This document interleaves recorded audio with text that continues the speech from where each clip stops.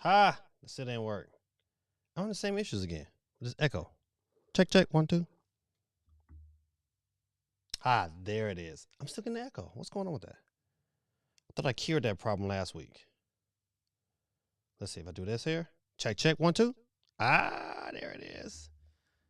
What's going on, good people? Sorry for the delay, man. I was you know, man, you gotta. I'm telling you, you guys, when you get married one day, you gotta make some time to spend with your wife. And I haven't been spending time with my wife. I've been super busy, so let me get myself centered again. I'm gonna sit. Let me get over a little bit, just a tad bit. All right. So yeah, I took my wife and we went and got some smoothies.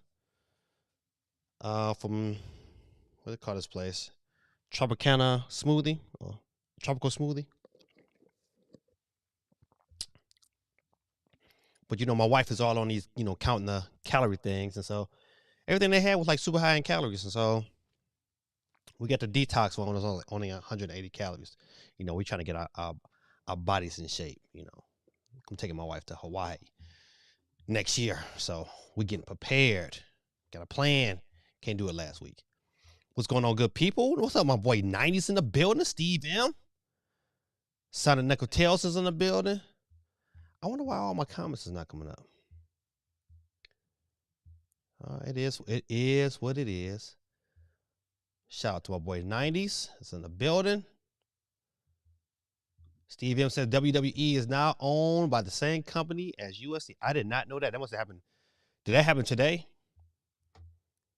That's crazy. You know what? You wouldn't have thought that the McMahon would have sold it, but I guess he's getting older. Guess he ain't trying to, you know, he ain't trying to entrust it to his children. So, well, you know what? Listen, let's see what happens. Let's see if wrestling get real, because UFC ain't nothing to be played around with.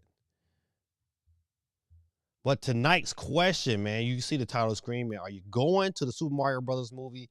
And from what it looked like, the initial impressions is that from people who get that private screening, that it is absolutely awesome. Which I'm glad, because, you know, remember, I don't know, y'all remember that story they got back to say, you know, it was, you know, had a bunch of singing in it. So I'm glad somebody was like, nah, dog, Miyamoto, we ain't doing no singing. But that's good, though. So I'm definitely, am I going day one? The plan was to go early in the morning day one. Was going to take my kids, but then, you know, I found out there was spring break. So I couldn't take it. I couldn't take my kids. So no spring break action for the kids in my classroom, but I'm going to see it again on the 12th. Take my kids in the classroom on the 12th. But I'm taking my own kids. Either it's probably going to be either tomorrow night. No, excuse me, not tomorrow night. Either Wednesday night or Thursday night that we're going to go. Hope it's tomorrow night. Hope I can squeeze it in. Hey, Samantha, how you doing? S-Dub in the building. SWV. Ha! That's your new name, Samantha. I'm going to start calling you SWV. Low key, SWV, that was the stuff back in my day. I don't know how old you are, Samantha, but SWV, boy, I get so weak in the knees. I can't hardly speak. I lose. Boy, telling you. That was the era when the cats, you know, we went to parties, we danced. You know, they don't do that no more. Ha! Captain C said, who's SWV, brother? You got to look up SWV, man. It's a female singer group. R&B, 90s singer group. Super, super, super good. Captain C is in the building. I'll get you on the board, Captain C. Welcome this wonderful evening.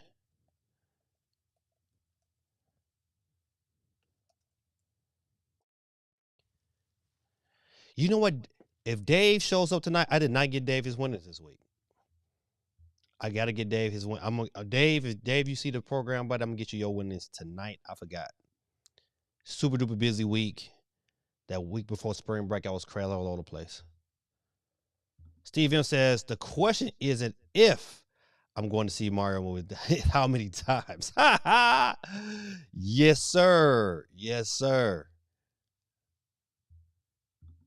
He said SWV. I know who they are. Yes, sir. Oh, from listen now. I don't want to mess it up, Captain C. Are you listen? Are you from what part of Europe are you from? Great Britain? What's going on, CMG? I see your Knicks made it to the playoffs. Congrats. And my Pistons made it to the lottery. We just need that number one. We just need that number one. I think you know what? We would have been pretty good this season if Cade didn't get hurt. When he got hurt, man, that was it. GT in the building. CMG said, "What up, guys?" GT said, "I get so weak in the knees." He said, "Oh, hey. What's going on, man? How's the vision going this week?" GT in the building. But once again, man, I apologize for the late start, but man, I had to. Like we went out, was gonna go out to just get a little, just a little Arby's, but we ended up going a little farther. Got some smoothies, chopping it up, and then with the Kroger, because my wife was gonna cook this evening, and we got the Kroger, man. We kind of just lost ourselves. You know how it is sometimes. You can be, Steve, don't ask me that question. He said, "How far are you RV make it?" I just got to try to find. I said, "Buddy, listen, it's in the box, the plastic on." Sydney, Australia. Captain C from Australia in the building, man. CMG said Pistons will get there. Yeah. I still think we need a legit point guard. I still think I think we got all the right pieces. I think we need a legit point guard, and we also need we need to get back to playing defense. We don't play defense, buddy. I don't care what it is. That's my issue with the NBA. Man. It's like they don't play defense no more. It's a bunch of one-on-one. So don't like watching. That's why the women's Final Four was so dope. It was such a good game because they was competing.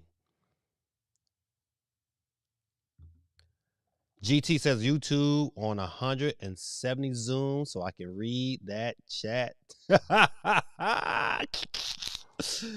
Oh, listen, my brother said that's funny, but not funny at the same time. But I understand. Oh, Samantha does. You said I'm old, Motown old. Ooh, girl, what you know about Motown? That's my home city right there.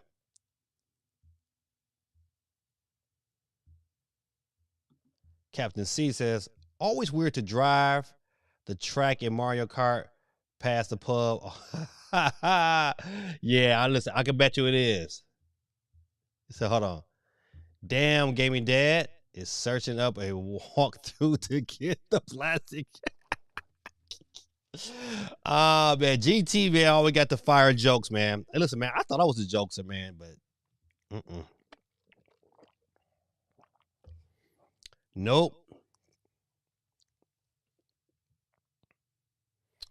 But yeah, you know what? An interesting week in news. Nothing, like groundbreaking. You know what? I hate some of these YouTubers, and they make it like this huge thing out of the DNA, and Nintendo and DNA. I don't know if posted out today. Their collaboration on their new system. Now it's a lot to decode from it. However, it's not saying that this is a brand new system. It's not saying it's it could end up being kind of that way, but it's not. You look at some of the thumbnails of some of these YouTubers, man. It's just like, the Switch 2 has been announced. It's like, no, it hasn't. It's like, man, why do that to people, man? You do that for clickbait. It's like, man, it makes me upset, man. Let's see. Steve M says, so I'm waiting on a dock from Amazon for my Steam Deck. I was playing Spider-Man on it with the Xbox controller. Yeah, man, listen. To me, I've been playing with a PlayStation 5 controller, and I absolutely love it. I absolutely love it, that PlayStation 5 controller. But yeah, man. You know what though, man? I haven't seen if a regular dock. I don't. You know, this is a good question. Gorilla Tactics, do you have a regular dock, or did you get a Steam Deck dock? And if you just have a regular dock, you know, say how's the experience for you? Because I got a Steam Deck dock, and this part, I mean, it looks great. I mean, it looks great on my TV. So, I hear you on that. The reaction to the Super Mario movie is positive. Who else is excited? I'm excited, man. I ain't gonna front. I'm ready. I'm ready. I'm ready to see it twice too. So like, if I don't catch everything the first go around, that second time when I take my students in my classroom next week, it's gonna be great again. So yeah, I'm excited. I think Mike Odyssey. I think he said on his stream on his video today that he was able to go to that screening. So he said it was pretty good. Quite a few people said it was pretty good. GT said Nintendo had a sale on Switch. I bought 2 Mario games because I'm a simp. I could have played them on Steam Deck, but I couldn't be bothered to go torrent them at 2 a.m. All right, man. Listen, shout out to Gorilla Tactics, man. You know, showing Nintendo some love. That's so funny. I'm a simp. CMG says I'm definitely looking forward to checking. I'll keep talking to Kevin. Yeah, Steve M. And the weight on it. Okay, all right. Steve M says, I hate the PS5 controller.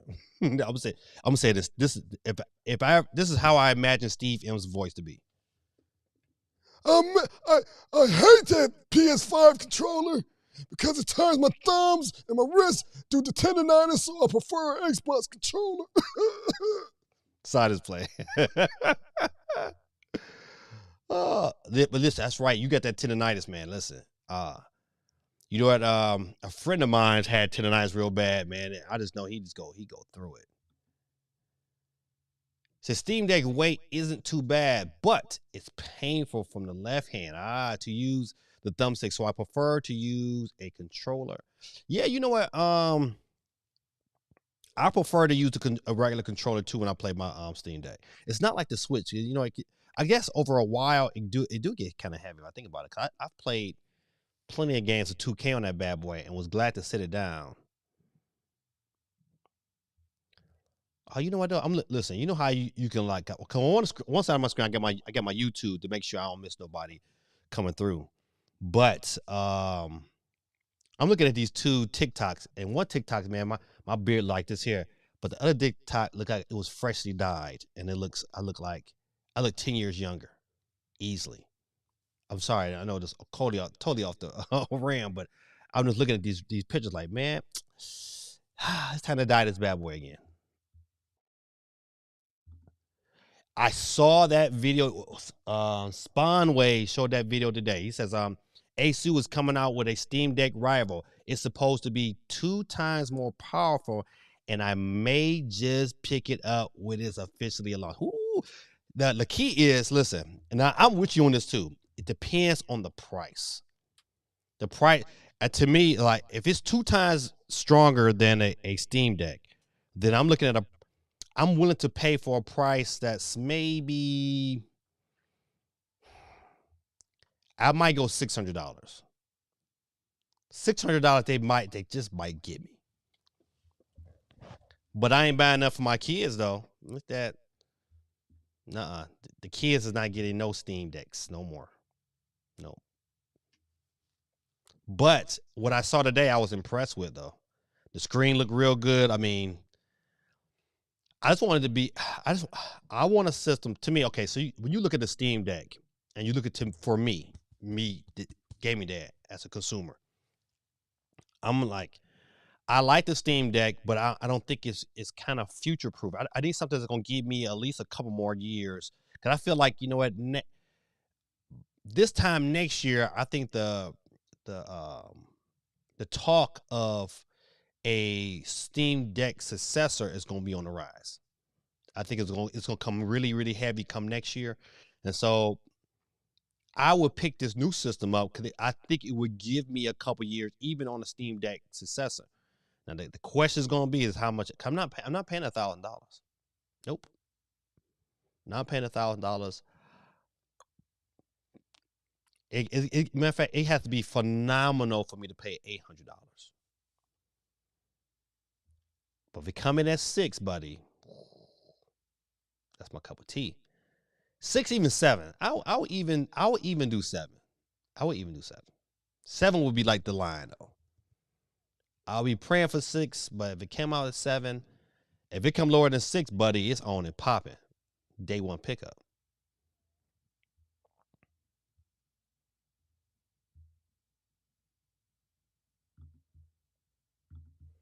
Steve M says the Asus device sounds like it will be expensive. You know what? After watching who did I watch today? I mean, I watched Spawnway. Spawnway said that according to the article is that it was going to be competitive. Now I just don't know what competitive means and who they being competitive with. That kind of information wasn't released in that segment. So if it's going to be competitive, and you know, if they're directly going after the Steam Deck, so if it's going to be competitive, to me, it's got to be around that high end Steam Deck price. So yeah, so it's got to be 7 or 8, man. If you talking about you don't give me an experience that's going to give me a better screen, it's 2 times. The question is that wasn't answered. It was like, okay, you know what? You give me 2 times better power. You give me a better screen. What about this battery? That's going to be, I think that would probably tell the tape for me. If they say that it's 2 times powerful and the battery is like way better, oh, then it's a wrap. It's a pickup. Day one. It is a day one pickup. If they give me, because to me, like even with the Steam Deck, if they gave me twice the battery, if I had like maybe a 4 or 5 hour battery life on the Steam Deck, I would have paid more money for that. I think Steam Deck, they probably missed the ball by not offering that kind of system. I think that kind of system, people would have saved up and bought for that. Just say, hey, I got an extra battery. That's going to be the key for me. How good is the battery?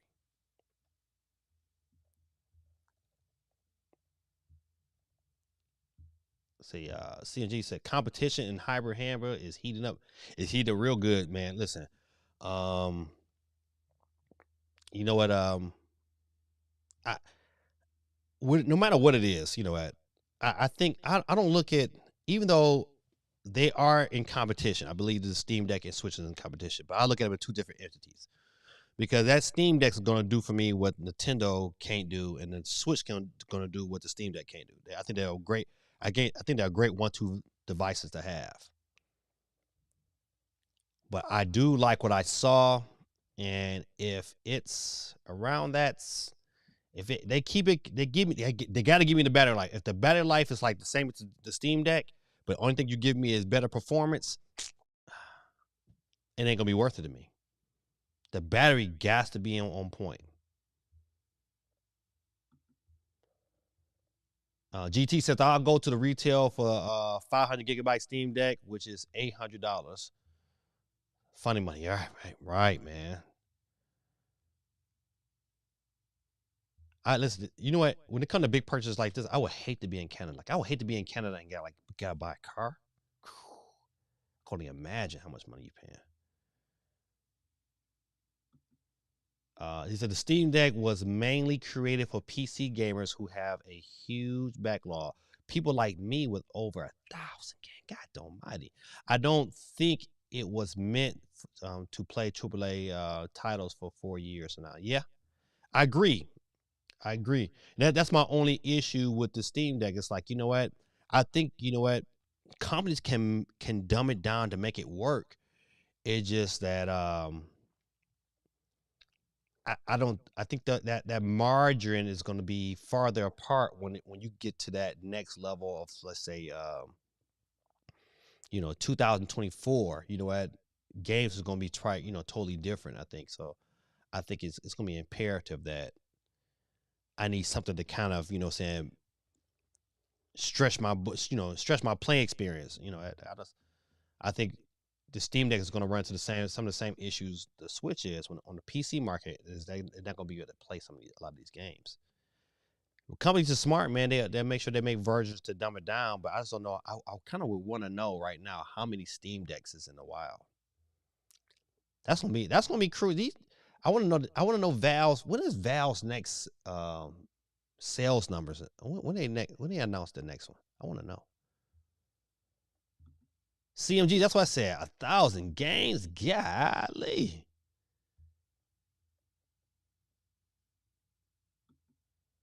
He said CMG said Rogue Alley is what it's called. Okay, you must be talking to somebody. I don't know what that is. Lunda, hey, how you just ever heard of Super Nintendo World in LA now? Yes. Matter of fact, I'm taking my my daughter graduates from college this year. Not college, but high school this year. And so she wanted for her senior trip to go to LA. So that's the plan. We're gonna go out there and check it out. You know what I'm saying? This kind of just go to a new era, man. I'm kind of sad, man. We're gonna talk about E3 tonight. And you know, your boy they sent me the email that said they was canceled, man. I was like, God almighty. But Luna, hey man, listen, welcome. I don't know if you're a girl or a boy. Please forgive me. But hey, this is we give out a free Nintendo eShop card every Monday night. And by you chiming in tonight and asking your question, you have just entered to win. Let me go ahead. I gotta pull you up and put you on the screen. Let's see. Matter of fact, I'm gonna switch over the screen so you can see what I'm doing. All right. Oh, there we go. Tripper. All right. So let me go ahead and finish putting your name on the board. And so at the end of the stream, we do a it's called process of elimination. As your name is being pulled, you know, we'll pick a name. We'll keep picking names until we have one winner. And that's how we do it. We do that every Monday night. And so now you entered to win. So I hope you get the dub tonight. Matter of fact, let me put Gaming Dad on the board. And by you being new, Luna, let me tell you, if I win tonight, I will give you my eShop card as well. So I always put myself on the board, but I never take the winnings. But if I win, I just pick somebody I'm going to give it to.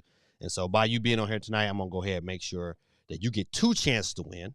But I'm also on Twitch. So if you want a 3rd chance to win, you can go onto Twitch right now and type, you know, I'm Gaming Dad 1906 on Twitch. Gaming Dad 1906. And so if you do that, then you know what? I'll go ahead and put you on the board, and you'll have 3 opportunities to win a $10 eShop card tonight. What's going on, Supersonic MJ? I saw you got on the board earlier with your Super Knuckle sales. But let me put you on the board, Super. I see the strategy. I see your strategy. Supersonic MJ on the board. All right, right now we currently got 11 people on the board. 11 people. But yeah, Super Nintendo World. Matter of fact, Luna, where you from? Have you been out there to the Super Nintendo World yet? And if so, give me your impressions. So my name is Lindsay, not Luna. Oh, Luna's my mom. Ha! Well, tell Lindsay, hello, welcome. If you went tonight, you can just tell your mom to text me or you know what? Listen, it's a couple ways how I give out the winnings, so you'll know. If for some reason you don't have Twitter or Instagram, because you can follow me on Instagram at GamingDad3. GamingDad3 on Instagram, and then on Twitter is Gaming_Dad3. And if you win tonight, you can just send me a message and say Gaming Dad with my money, and I'll shoot you the code for your eShop card. But if not, for some reason, like, hey man, you know what? You can email me at GamingDad333@gmail.com. GamingDad at 333. No, is that right? No, GamingDad333 at gmail.com. So you can email me and then I can get that to you as well. But welcome to the stream. If you're not a subscriber, I hope you become a subscriber tonight. We like this every Monday night, talking about games and all that good stuff. And a bunch of other stuff too. Good community, non-toxic environment. You'll end up loving it. All right. Steve M says, I hope the Steam Deck can handle Spider-Man 2 and God of War Ragnarok. And you know what? To me, Steve, I agree with you on that. Because those 2 games are going to really test it's really going to test the Steam Deck on future iteration of games. Like the Steam Deck is good right now. I mean, it's great. It's a great device. But as these games become more graphically intense, I just want to know if it's going to really be able to handle this. He said, but it probably have to be a lower setting to run it. Yeah, you get with the Steam Deck. The Steam Deck has spoiled me. And when you get spoiled of playing games at 60 frames per second, it's hard to go back to 30. It's like really, really hard to go back to 30.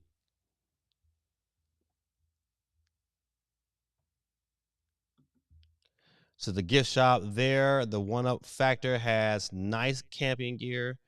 If you're camping your thing, okay. The One Up Factory has nice camping gear. What's the One Up Factory? That's something I'm not. What's going on?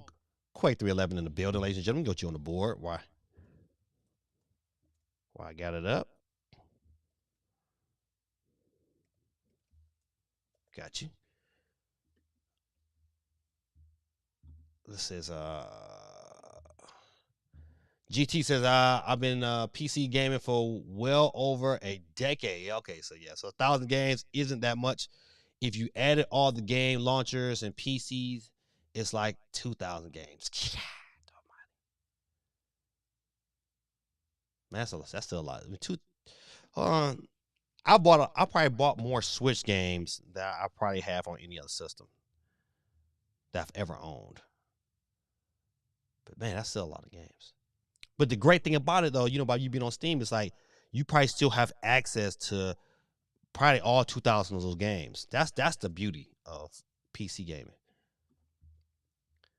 So I'm going to see Mario movie next week because my wife wants me to see it with me, and we are busy this weekend. All right, listen, that's totally understandable. That's why we going out as a family. We like to go to, it's just one spot we like to go to called Studio Movie Grill, and we like that because of the fact that we could sit there and eat, but it's expensive. Not to go to take. I took the whole family one time and paid for all the dinners. Man, I was like, hold up, man. That was a lot of money. I was like, I ain't trying to do that again.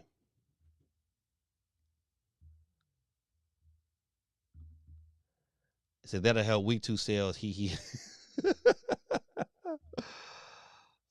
Luna says, they have some Koopa backpacks, Mario sleeping bags. Oh, okay. So you said they got some Mario's. Is it you are a lady? Yes, I figured as much. Yes, you are a lady, Lindsay. I'm sorry. Please forgive me. But yes, Miss Rowland is a lady. GT says, I have access to PC games from DOS. Golly. Not DOS. Not the green screen. That is that's the beauty of PC. It's just compatible with older games that have that you have to deal with. Though I am not deterring by my little Google research.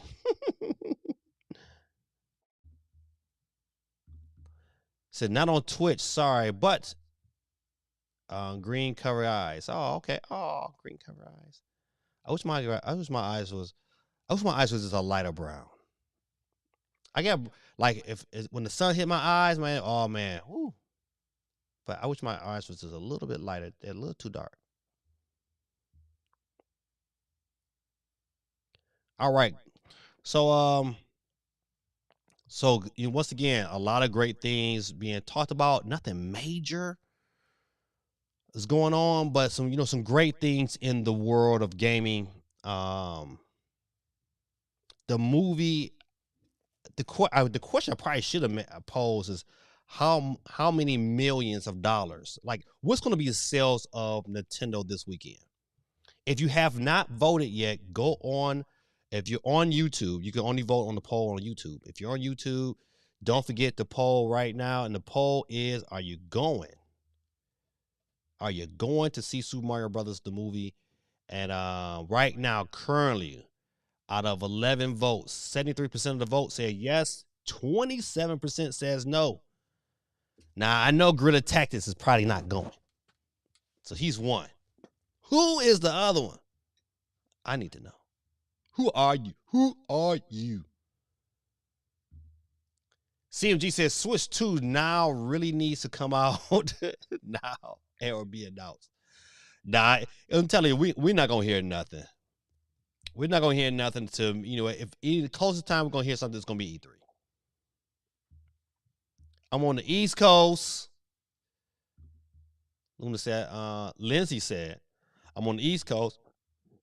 I've never been to LA, but I've seen videos. Oh, LA is nice. What part of the East Coast are you on? Listen, I'm originally from I would guess you would call me Midwest. I'm from Detroit, but I'm in Atlanta right now, so we're on the Eastern Standard Time on the side. So what part of the East Coast are you on? GT said, damn. Just gonna put me on blast like that. It's true, but still.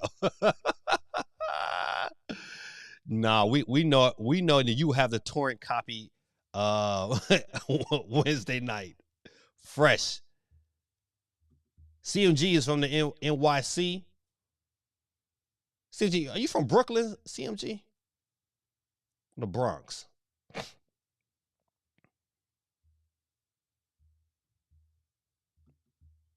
That hardware is old. It's old until you pay like Metro Prime and that bad boy. It feel new again. But yeah, it is time. You know, I do totally feel your pain on that. It is definitely time for a new system to come through. But I would definitely invade. Yeah, I mean, listen, if you have not been to LA, LA is definitely worth it, worth going at least once for sure. This will be my second time going to LA, and I like it. I think I like New York a little bit better though, just because New York, it just reminds me of Detroit, but on a whole different level. Especially at night, man. Really like New York. Um, haven't been to Vegas yet, but that's on the plan to do too. Quay says Vegas weather got up to 70 last week. Gorgeous. Yeah. You know what? It got up to about 80 degrees twice last month over here in Georgia.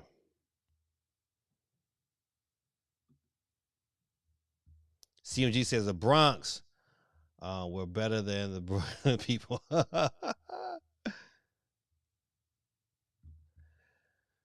Lizzie said the One Factory is a gift shop in the Super Mario World. Oh, is it? Okay.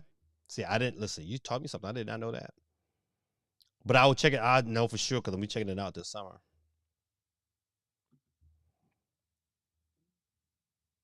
All right. So don't forget to vote if you have not voted yet. Once again, right now we still at 73% yes, 20% no on the Super Mario Brothers movie. I'm definitely voting yes. I think it's gonna be a good time. All right, so this brings joy to my heart. This particular story here is that Konami looks to set to re-enter console gaming arena with Konami, Osaka Studios opening. I know I tore that word up. Please forgive me. Charged to my head, not to my heart. Let's read the story. The Konami has been planning a comeback after basically leaving the console gaming market in 2015, and it has announced today that the company new Osaka studio is now open. Konami says that new development studio is equipped with state-of-the-art equipment to create groundbreaking video games for the current crop of video game consoles. The Japanese company also said that it plans to open the Konami Group next generation resources and development century in 2002. In 2025, the company had been outsourcing its IP like Silent Hill, with the second entry being completely remade from the ground up by Blooper Team. It seems likely that this will continue. Konami Studios is developing developmental relocation of existing studios and comes with the concept of creators first. It is characterized by a well-developed environment where the creator can demonstrate their full potential, and it is set up in a location with convenient transportation access. As the major production center in Western Japan, the facility is fully equipped with motion capturing equipment and sound studio necessary for production development. Scheduled for completion in 2025, Konami Group's next generation R&D center, Konami Creative Front Tokyo Bay, is in process of construction at blah blah blah Kyoto, whatever, Tokyo. All right, I messed it up too. However, first of all, listen, where my sound effects at? Because you know what, we get. Okay, we hit it. But once again, we got to give them a round of applause because that is Osaka. Oh, that's what it is. Osaka. Appreciate you for sounding that out for me. But first of all, listen, got to give them a round of applause because I think you know what, Konami is needed now. Now, who gonna direct these games is gonna be the question. You know what? I don't think Konami can really ever go back and really mend their relationship with what's the old boy who made Metal Gear. Oh, I hate when I forget those things so much. But either way, I'm happy this is happening, and big shout out to Konami for saying understanding that hey, their presence is needed in the gaming industry. And I'm looking forward to seeing who they get to direct some of these games. I'm glad they got this studio and all this investment for R&D, blah blah blah blah blah blah. But if you don't have somebody with a good direction vision, somebody with a good story and understand what this need, then Kojima, appreciate you, Kojima. Without that in hand, man, I just don't. I don't see how you you can have all the technology, but you gotta have the games to match. The game's gotta be good. How about that?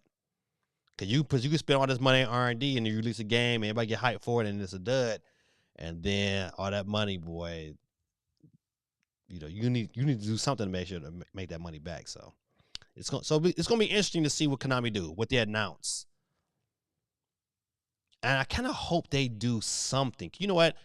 Because Summer Games Fest is still happening during E3 times. D1 in the building. What's going on, D1? Let me back out of here real quick. Let me get D1 on the board. Got you. Uh-oh, I'll put it, bro. All right, D1 on the board with the 13 people on the screen. All right. Steve M says, Konami chased away Kojima and the guy who made a lot of the Castlevania games. Now, the question is going to be, which game this studio produces first? And more likely, if they just not creating this studio, we probably won't see nothing from the studio within the next 3 to 4 years. So we're definitely talking about late in the Switch 2's life, probably early PlayStation 6 life before we get a game, or definitely some form of pro model. Say 4 years from now, that's about right. 2027, 28, that's going to be that next generation. That's going to be crazy. But getting back to D1's cool breezy. God almighty, taking it easy. Hey, yo, my bad for being late. Blame her for soft. Hey, man, listen. No problem, man. No problem for.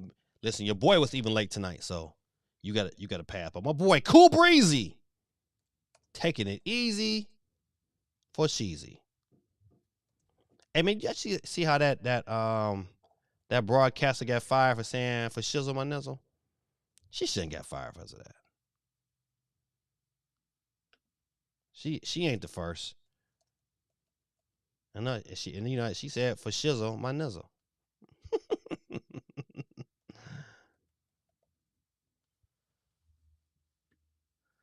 Cool breeze in the building. Lynn said, used to be Savannah, Georgia, but I moved to North Carolina to see my grandma on her. Oh, man, I'm sorry. But Savannah, Georgia is beautiful. Love Savannah. Love going down there on the water, watching the boats come in. Love Savannah. Konami, we making a Panico's machine exclusive to the Switch. Gambling on the Switch. Cool Breezy, man. Welcome, man. I'm so glad, man, you showed up this evening. 14 people on the board. Let's see. Baz at YT in the building, ladies and gentlemen. Get Baz on the board. Representing the UK in the building.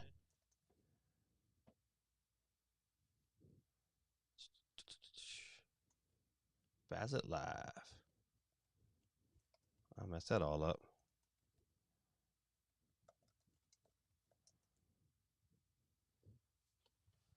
All right. Cool Breeze said, what's up to everybody? Captain C said, for Sheezy, my kneesy. Like Mr. Feather and Undercover Brother. Such a classic. Yeah, Undercover Brother, man, was good. Yeah, listen.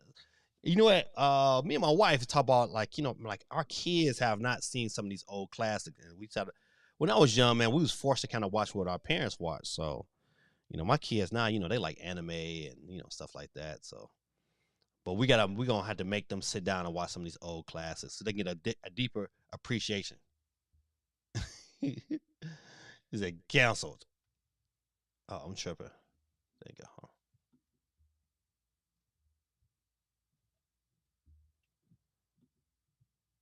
Connected. Yeah, it's connected. I was about to say. Is it canceled? Cancel culture? What cancel you talking about? All right. All right, let's see. Let me get back to boom. Yeah, so that was our first story tonight, talking about Konami back on the scene, making games with the, you know, I think they should never went away, but however, they did do something. Lindsay says, I hope to one day write a novel, sci-fi. Then maybe I can afford to buy plane tickets to fly. Sounds like I got a little rap going there. You know, one day, Lindsay, you know what? It just might happen. I'm a firm believer that, you know what, if you want something in life, you have to manifest it, and that you must start to claim it with your words that you speak. If you said that's what you want to do, that, you know what, it's going to happen. It's by far more likely to happen if you say it out loud compared to this, you know what, not saying you're going to do it. So I'm in favor of that. Ruben, what's going on, my guy? Let me get you on the board, man.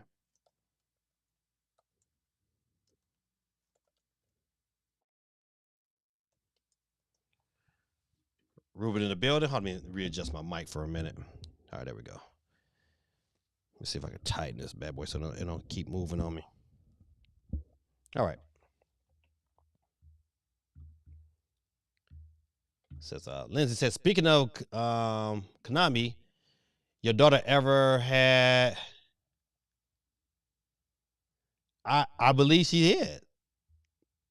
I believe she did have it as a kid.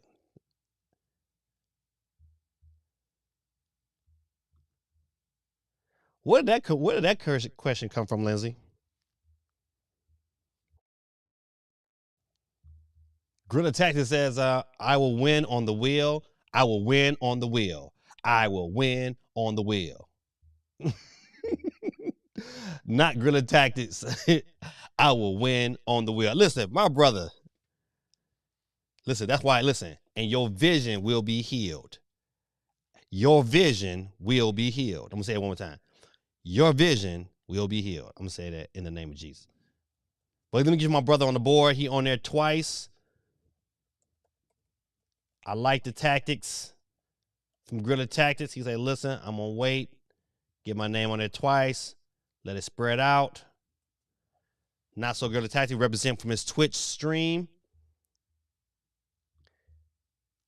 Lizzie said, Bandai, that makes, yes, Tamagotchi Life, right? It's actually a subsidiary of, did not know that. Or did you know that? I did not. I did not. Your boy gave me data getting lessons all day today, but I appreciate you though. I like to learn. All right, I'm looking at the, don't forget, good people, to get your vote in. We have 15 votes. And we got 67% saying yes, they're going to the movie, and 33% says no. All right. This is great if you live in Europe. Nintendo website states that they will repair out of warranty Joy-Cons on the free. That's right, ladies and gentlemen. If you're over in the UK, you can go ahead and get this real quick. And I know some of y'all got some Joy-Con drifts. I got a couple of Joy-Con drifts up here.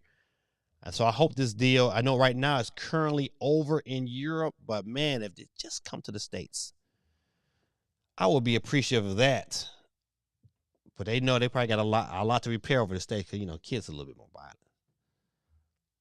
So we were talking about this earlier, but, let's go ahead and read what some of the other people might say. Super Mario Brothers movie impressions roll in. Tim Getty says the Super Mario Brothers movie was awesome. Teared up from the hype more than once. The music is the star of the show. Nintendo fans are going to be obsessed.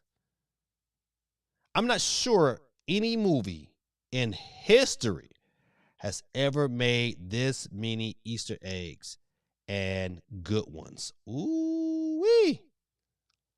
Eric Davis, I don't know who Eric Davis is, but he said, woohoo! The Super Mario Brothers movie is the ultimate love letter to every era of Mario. Loved the humor, especially Jack Black's Bowser. I felt the same way watching the movie as I do playing the games. It's just joyful. Also, stay for the credits. Oh, buddy. That's what I'm talking about. Your boy got to stay for them credits. Steve said Nintendo of America has already been repairing Joy-Con drifts for a few years because they're scared of lawsuits. Yeah, but I thought they had to be still on the warranty. But if they haven't, that's a good thing. I didn't know that. Oh man, I can't wait. Oh, Grilly Texas says music being the star of the show sounds like a bunch of singing to me. I heard Luigi's phone had the GameCube boot up sound as the ringtone in the movie. I didn't want to know that, Steve M.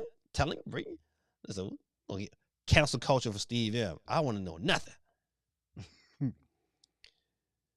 Captain C said, if you Google the Super Mario Brothers movie, there's a question block you can interact with on the side. Look at that. Small entertainment, it's the details.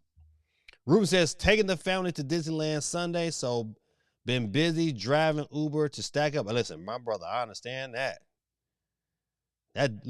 Taking the family to Disneyland is no joke. I've only did it one time, and buddy, that was like a nice chunk of my yearly income.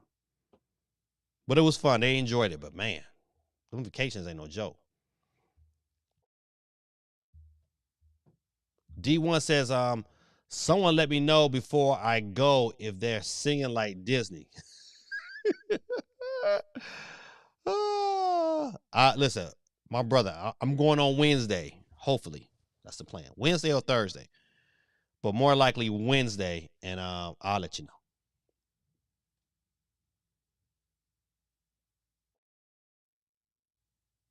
He says, whoever this dude is, Randy Jones. He says, Super Mario Brothers movies embargo is up.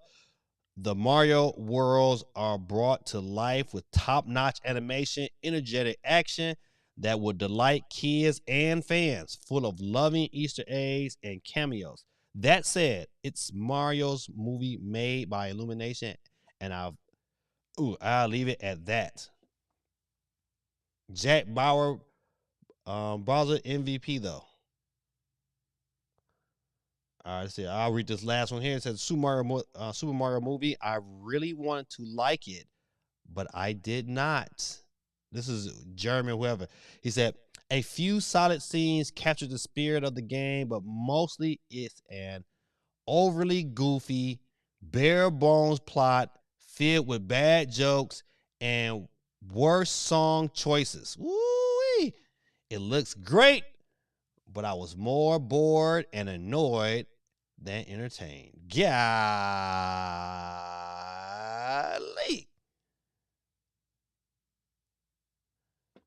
Then he continued. Oh, let's read the continue because he went in. He said, also, I don't need to say this, but I just because it's pertinent. I've played and loved basically every single Super Mario Brothers game, owned every Nintendo system, never bought a Sega out of loyalty, and used to have a Zelda in my room or in my house. So yeah, huge Nintendo hater. So that's something to think about. It might not be everybody's cup of tea, but I'm excited to go. I'm excited. Did someone say music with the Mario Brothers plumbers? Too funny, man. Too funny. So back to it. Listen. Let's see if these votes change. Yep, they're still the same. They still the same. 67% say yes. 33% says no. I think it's worth going to see. Even if my man just straight just obliterated it. He did. I mean, he gave it a bad review pretty much. All right. The cancellation of E3, man. And to me, I wanted to look at like, man, is there anything that they can do to bring this system, to bring this show back? And I think it is. I think, to me, the ESRB, man, they need to say, listen, we need to put up the cash, rent these facilities, and allow these companies to come in here free, and allow them to say and show them, like, listen, this is an experience that you must be a part of, and they got to show why. Because Nintendo, like, why go spend all that money? You know what? I don't got to rent no booth space. You know what? I don't got to bring all these systems over there. I mean, I could do this. It's an easier way of doing it. But to me, they're going to have to offer some incentives for some of these companies to come back and show their stuff. They're going to have to offer some incentives for the Nintendos and the PlayStations and the Xbox to show up in full force. And I think if they fork off the cash and do that, because they don't need to do it every year, but they need to do it, they could turn this around. But right now, man, they ain't turning nothing around. People, these companies like, man, I'm not with this. But you know what? But once again, the Summer Game Show is still happening. Yep, and it's a good chance from what it looked like. You know what? Sony might have a presentation right around that time, which I think to me, PlayStation should. I don't think they need an early show. You know what? They need a show that's gonna really hype up the PSVR 2, because right now it's not very hype. I'm just saying.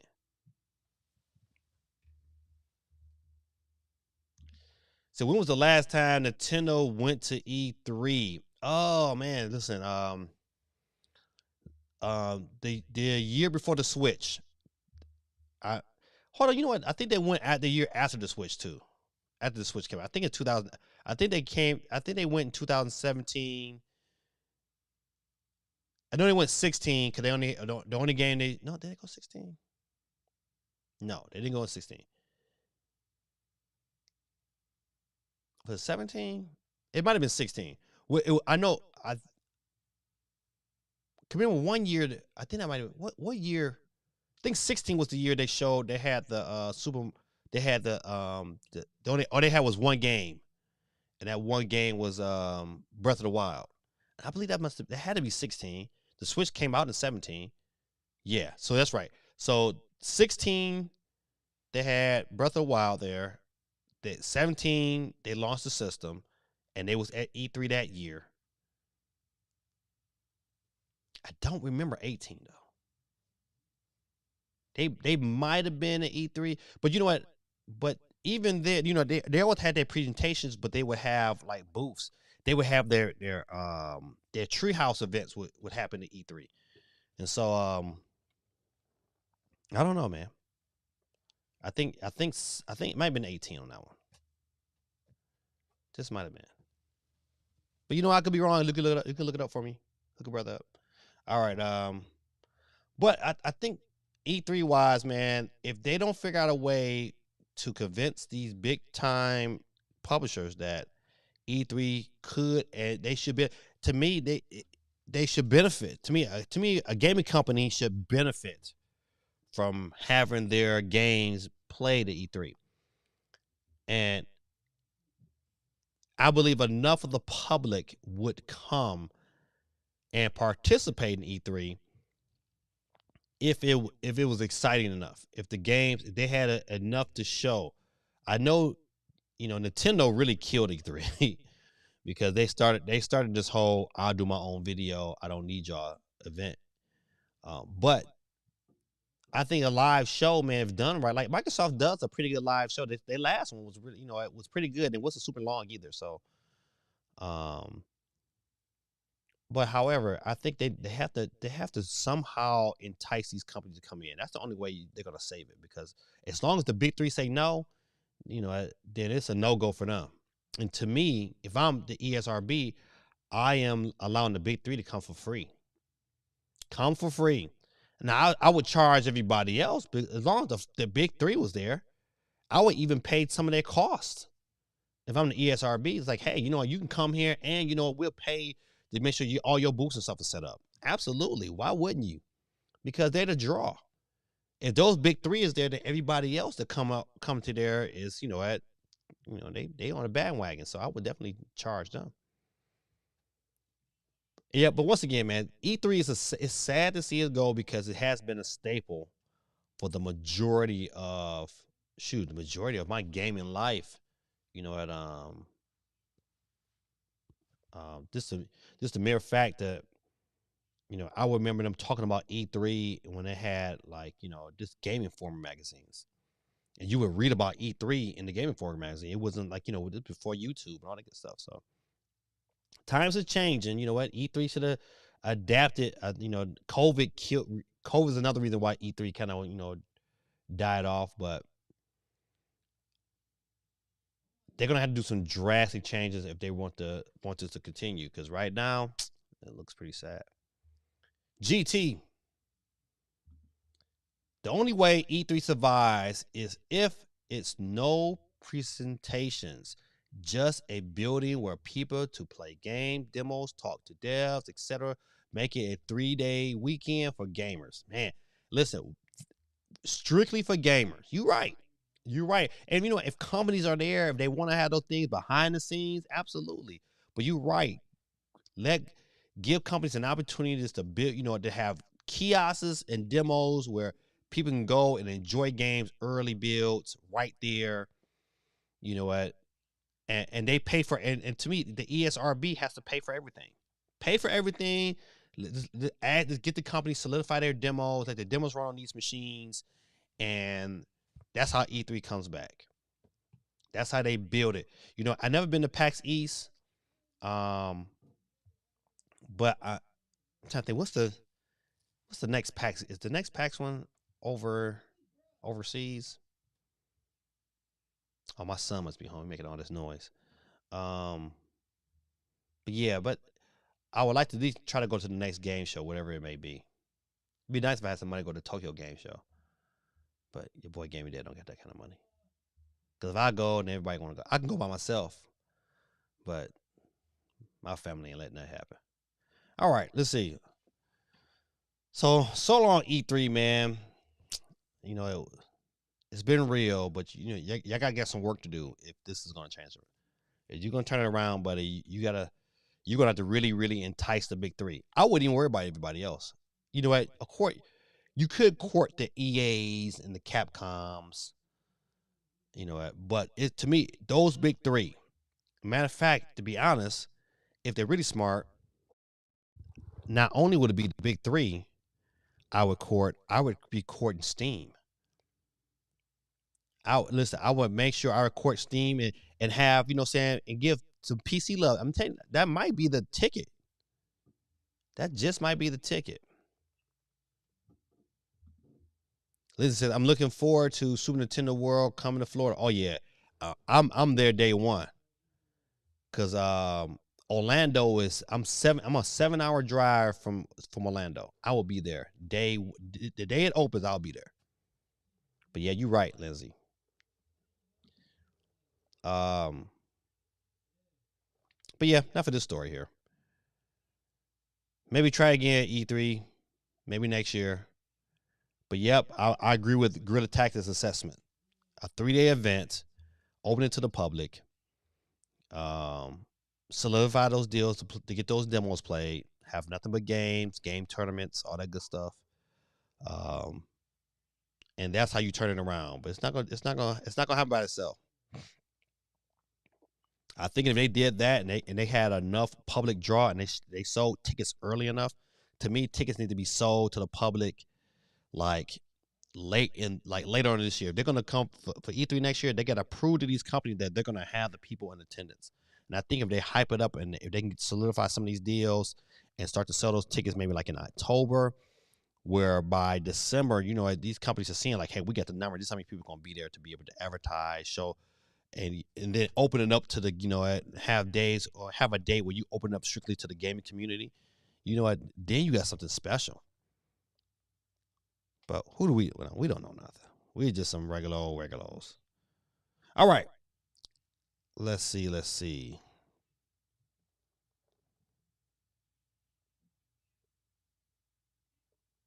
Mm-mm.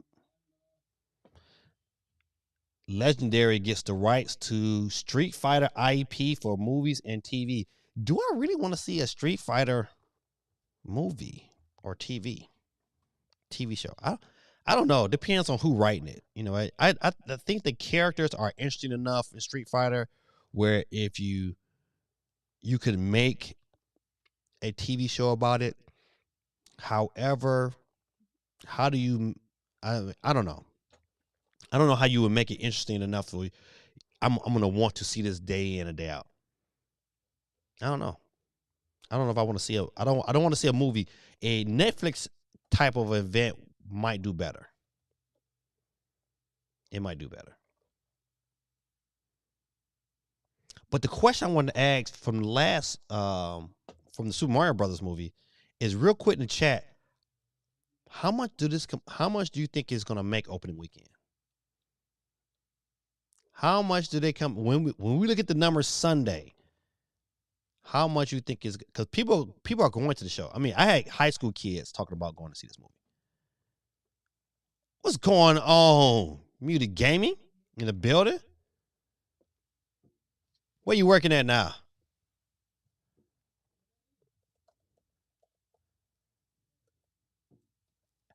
He said, hey, Mr. Reed, I'm alive. Well, good, brother. I'm glad you're alive, man. I'm glad you're alive. That's the beautiful thing. The question is going to be, where do you go next? You're alive now. It's great. What is your next move? And where are you working at? All right, good people. Got 18 people on the wheels to steal tonight. 18 people's on the wheels. Little Caesars. Oh, pizza.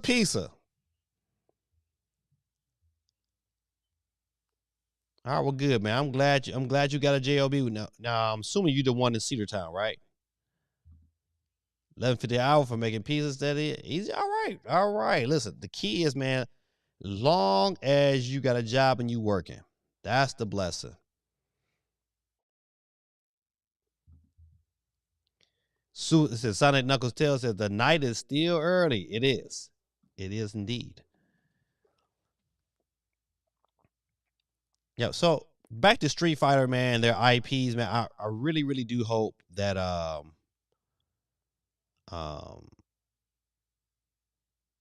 whoever doing for a good TV show and a good movie, the writing has to be superb. And it's gotta have great writing, man. You can kind of deal with some bold acting if the writing and the story is good. You could deal with the bold acting, but the story got to be good. So whoever gets a hold of this here, they better really concentrate on who they're gonna have to write and produce this bad boy. Okay, good. So Little Caesars in Rome. I know which one of that is. Right there on Tournament Call. Yep, I sure do. Right there by Crystals and McDonald's, all that little area there. I know you at. A Street Fighter show could be good. Not top tier, but could be fun.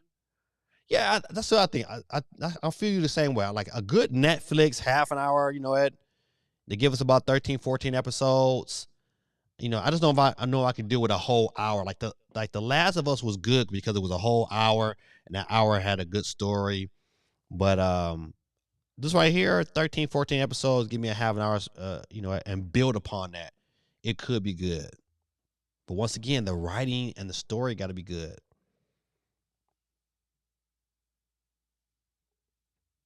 Oh, did I do that? I did do that. All right. I didn't know about the platinum. Let me get off here because this ain't really nothing. Let me scoot down here to Nintendo Life real quick.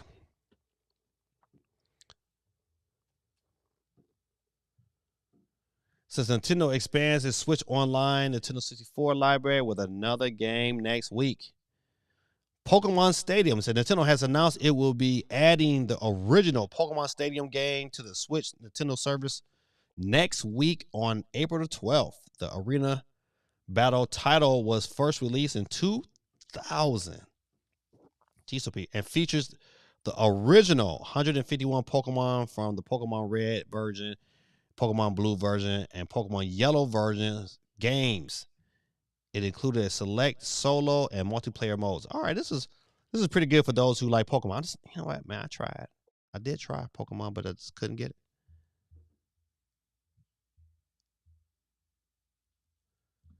You can say I heard the new Mario movie is going to be really good. The majority of the reviews has been positive, but we did read one today that was not too positive. He was like, "This was whack." Oh, you still own the original game of Pokemon Stadium? I mean, I tried to get in Pokemon, man. I'm telling you, I wish I would have got into it. Now I have a deeper appreciation for it. So April 12th, ladies and gentlemen, Pokemon Stadium coming out on your Nintendo Switch online service. I'll tell you, listen, I think right now, man, I think you cannot deny that the Nintendo online service is $50 a year.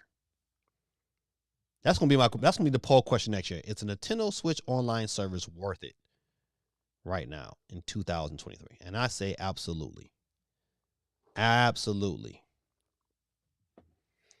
But another thing we need to talk about that's on top of, just dealing with Nintendo online special, it kind of comes back into that same topic. But did you notice how they've announced Zelda DLC? Or what's that April Fool's?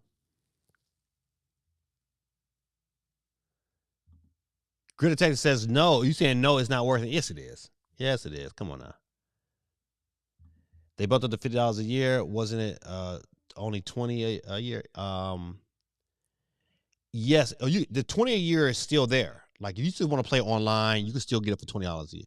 But if to get the expansion and all the and get the Nintendo 64 and the Game Boy Advance games, you pay $50 a year. And I would say for $50 a year, man, that is definitely worth it. It's like $4 a month. You can't beat that, man. You can't tell me you can't tell me it ain't worth $4 a month. That's the question that you really tax. It's not worth $4 a month. Yes, it is. Stop lying to yourself. It's worth $4 a month strictly for the Mario Kart expansion.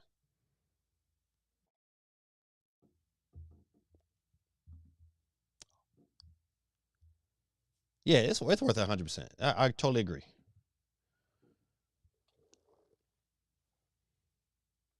But the Zelda DLC was that an April Fool's joke? I gotta remember that. I swear I saw a video where they am I wrong? Didn't they announce Nintendo announce Zelda DLC? The first DLC is coming out in December. The second one is in 2024. But I don't know if it's coming to the expansion pass, which it probably is. It's probably coming to the expansion pass, but if that's the case, you know what? If the first DLC, you can start pre-ordering the DLC right now. Maybe that's it. I don't know. Muted Gaming says, let's see what we got. So my Aunt Jen got me the job at the pizza place, and she's currently out on a cruise. I'm house sitting at her place. I have a German Shepherd on my right. No, so heavy. Oh, okay. Well, that's good. I'm glad you doing some grown up things. Don't do nothing stupid. Nintendo should have a virtual console. I agree, man. Listen, I cannot argue with that. I would strictly prefer to I would rebuy those games I bought on a virtual console. To be honest, I wish Nintendo had a system like Steam. Let me buy this bad boy one good time, and then not let me in. Just let me keep it forever. No matter what system I play it on, I can better play it. You're right. They should have a virtual console. I totally agree. Virtual console on the Wii was great. It was great on the Wii U. It was greater than 3DS. Though that whole concept, I kind of wonder how much money did they really make. They probably wouldn't make it on money. Cause think about it right now. I mean, to me, if they had a virtual console and to have access to that virtual console, I had to pay the $50 a month. Oh, I'm with that. I'm with that. And listen, and let me be able to buy and download my games whenever I want to. Oh yeah. But yeah, a virtual console, man, would do Nintendo like that. That would be like. I hope the next system. I hope they like change their mind and make that happen for the next system.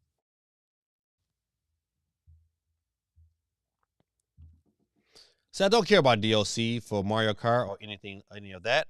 I just want to buy 2 or 3 old games. It's not worth $50 a year for old games.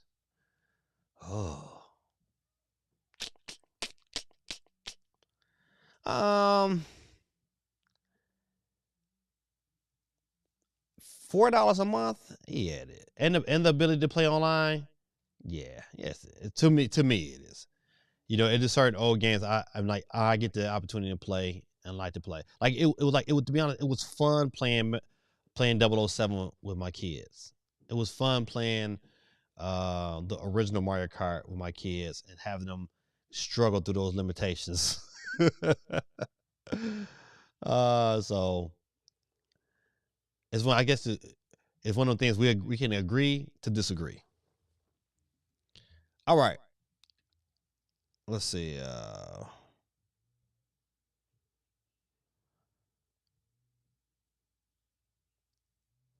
Let's see. Let's see.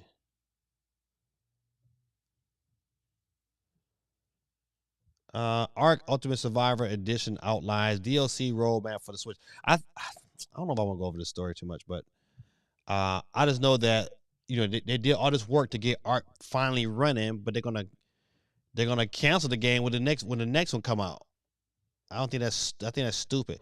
But it says apart from the news, Ark 2 will be getting delayed until 2023 to late 2024, and announce of a remaster of the original for next generation platforms. So the current game they have right now for Ark, all right, it's gonna be good all the way until the end of 2024.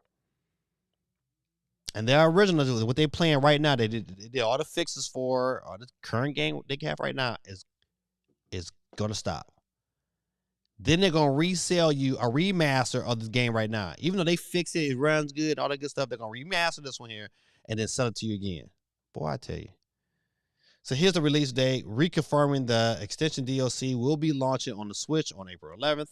So if you credit the current Ark Survival right now, you'll get the DLC on April 11th. Estimate release dates for the other DLC have not also been outlined, confirming a 2023 release for the most of the content. So my issue is, how do you have a game that you're going to allow DLC for, DLC that's going to last way into the end of the year, just to have that game cancel a year later? Tell you, man, listen, I know people like digital games, and I get it. I don't like it. Give me the game with everything on the cartridge. Give me the game with everything on the cartridge. Like Zelda is gonna have the whole game on the cartridge. Give me that. I want the whole game on the cartridge. If you want to add DLC to add some extra toughness to the game, fine, it's fine. But I still want the base game on the cartridge. I hate when studios do this. Cause what about like if I bought money into that game, if I pay for that game, and then all of a sudden you say, well, we're gonna change it and they resell it to you. I think about a blip.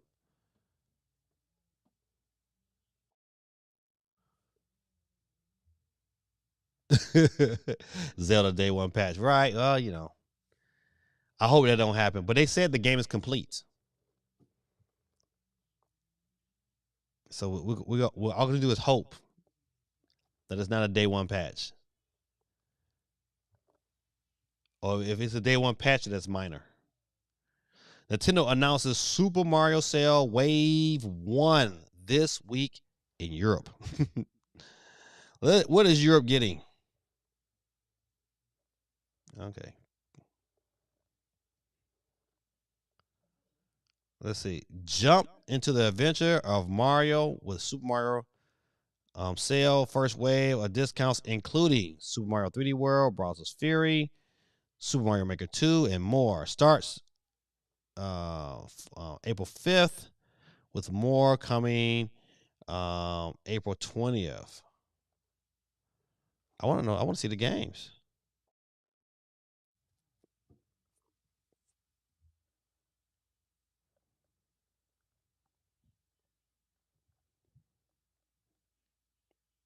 Okay, so Yoshi's Crafted World, Donkey Kong Country Tropical Freeze, which is a great game. We'll be joining them in the following announcement tweet. Okay, to me, if you never played Tropical Freeze, get it on sale. Super Mario 3D World was good, especially especially the Bowser's Fury part. That was absolutely outstanding. SOC, what's going on, man? Welcome. Let me get you on the board real quick. SOC is in the building with the 19 people, ladies and gentlemen. 19 people on the wheel still. Good Text says, I need a Splatoon 3 sale, and I'll buy that too, as it's a game I actually want to play. Yeah, my daughter, she gets down on the Splatoon 3. I'm not that good, but man, she is fire. Let me get this here. Boom.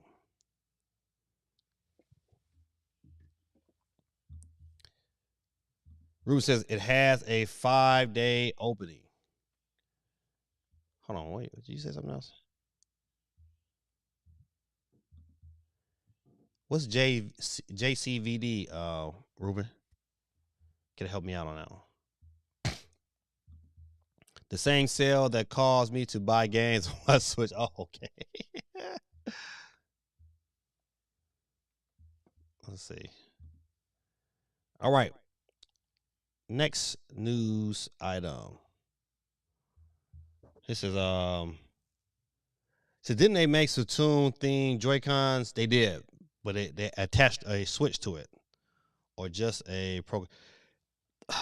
They have a yes. Matter of fact, they did. They get two different types of controllers for Splatoon, but you know what? They're not really readily available anymore. I mean, you can probably find them if you went online somewhere. You know what? Speaking of this next a video is 3DS stream past that. To me, I wish this is one thing I wish Nintendo would have continued with, because Street Pass was sweet. Like, to me, this would have worked so well with so many Switches out in the wild right now, just to have that kind of access that has Stream Pass on stream. That to me, that was dope. Those little mini games, and that this was a great concept. I hate that they went away with that, but I'm not gonna dig into the story. But I saw this here, and I was like, man, you know what? Let me say something about that real quick. Said, luckily, I still got the Splatoon 1 you got me for Christmas. Oh, man. Well, shoot, man. If you still got that, you might want to trade that in and get the new one. Matter of fact, you listen, where you working, you right down the street from GameStop. So I would trade that one in, buddy, and get the new one. Thank me later. Or trade that in and get Metroid Prime remastered. And then thank me later. But Splatoon 3 is good, though. It's good. All right.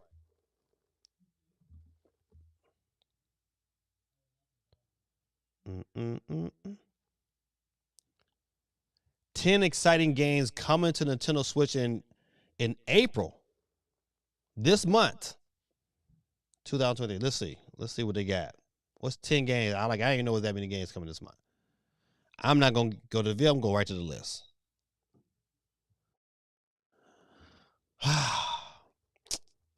I don't see a game on there that I'm like hyped for.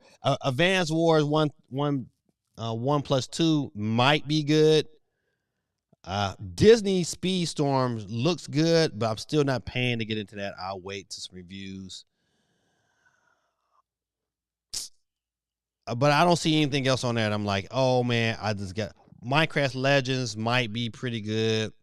It looks decent. I really like Minecraft Dungeons though. I ain't gonna lie, I ain't gonna even front. Like I can say loved, but I really like Minecraft Dungeons. I think it's a great game, especially if you got some friends to play with.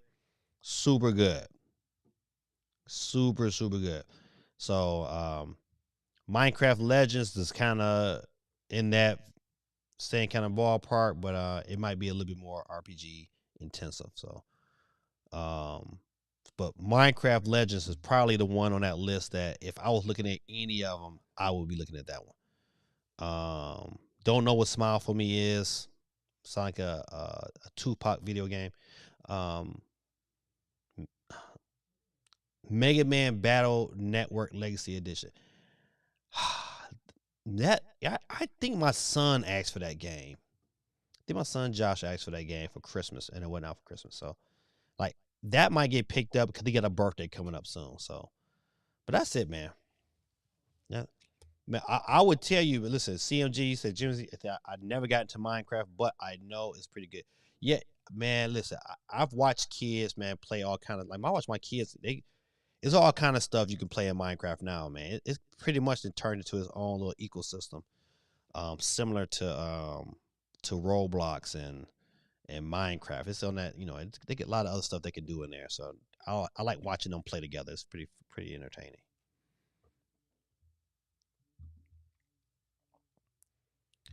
GT says, Advanced Wars is all I'm getting out of this list for my Steam Deck. Yes, indeed, sir. Yes, indeed, for your Steam Deck. To those that are really bad releases. It's not very good, but you know what? Though? It was expected. You know what? They kind of been preparing us for this this time where Nintendo's games were gonna kind of like fade off into the sunset. So we've been kind of preparing for this one here. We don't because next in May you got Zelda. As a matter of fact, your boy paid off his Zelda today. I mean not yesterday. I went and paid mine's completely off, so I can just go pick it up. So I won't be a midnight streamer going crazy. I'll be that next day guy. Unless, and I'm really hoping, GameStop do a midnight release. But it's on Nintendo. Like when I used to work for Nintendo has to approve a midnight release. I'm really hoping they approve a midnight release for Zelda, because that will be super dope, super dope. Matter of fact, I need to figure that out, because if they do a midnight release, I gotta find out what store. I bet some stores doing a midnight release. I need to find out what store that is, and then just go drop a $5 pre-order so I can make sure I can go pick it up at midnight and then come home and start playing it.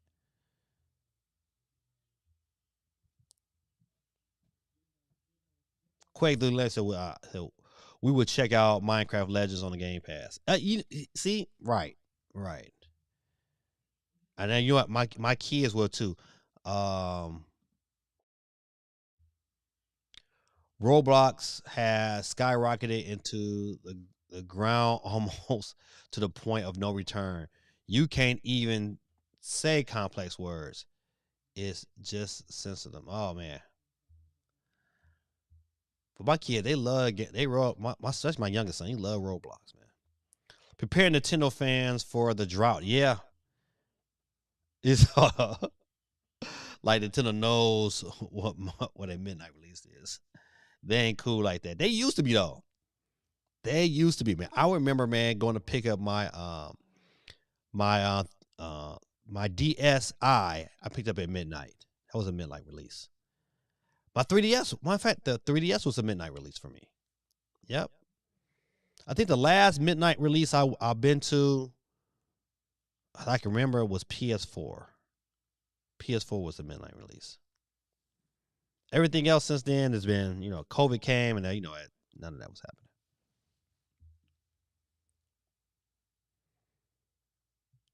Do anybody here got a favorite midnight release? I think my favorite midnight release had to be Halo 3, man. It was crazy. They had all kind of things set up for them, and it was at a Walmart at that. It was at a Walmart, and it was crazy. Oh man, it was crazy.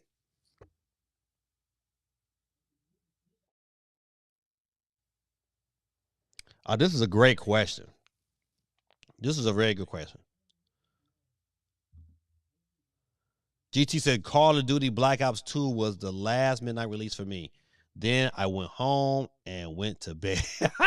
That's how it be too. You be so hyped. You be like, man, I'm tired. I'll just start this in the morning. Oh, let me take that back. I said PlayStation 4, didn't I? No, that's not true. The Switch. That's right. The Switch had a midnight release. Sure did at Best Buy. I forgot about that. Yes, the Switch was the last midnight release I went to. And that was lovely. Absolutely lovely. But will you be getting the new Zelda Tears of the Kingdom Switch OLED? Like a very hard no. Absolutely not. To me, like, this system would be great if for those who don't have a Switch, or if you really like Zelda and you got yourself a Switch Lite, then yeah, I can say definitely get it. But if you don't have, like, if you got a Switch, if you got even an OG Switch at this stage in the game, man, nah, you probably just, if you wrote it out this long, you don't need an OLED. You know, the OLED is nice.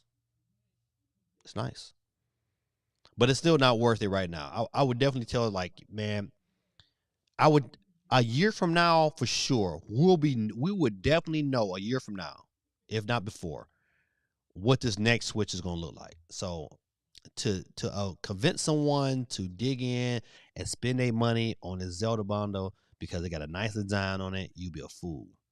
Now, if they came out, what they should have did, they should have made this here and made the Switch the gold color. Now, if they did that, that might be something. But right now, no. $359? No. I tell you what, if you're gonna spend that much on a Switch, I would say go buy a Steam Deck. Go buy yourself a Steam Deck. Definitely. That has been, listen, I have been more of an advocate for telling people to go buy a Steam Deck than any other system, because I was like, man, it's a better value. Maybe because all my friends, they don't play the Mario Brothers and Splatoons. They play, it's Madden, Call of Duty, and I tell them all the time, hey man, get your Steam Deck. D1 says OLED is 309 right now. Right, I 309 is decent, but if I gotta tell somebody, I say, hey man, go get that $400 Steam Deck, yeah, and thank me later. And go buy your a memory card. Thank me later. And my friends have been like, who have bought the bullet and bought a Steam Deck, was like, Dave, you right. To get that Madden, man, listen, to play Madden on the go, man, they absolutely loving it. Now, they know they can't play it online, but it's good to play Madden to get your practice in. You can get your practice in on your Steam Deck and then play the real Madden on your PlayStation, on your Xbox. GT says, absolutely not. Yeah, I agree with you, man. Absolutely not, man. There's no way. Don't get me wrong. I like Zelda. I do. I think Zelda is it is an absolutely phenomenal gaming series. I love, but to me, this is a little too late. This should have been like last year. They should have dropped this last year.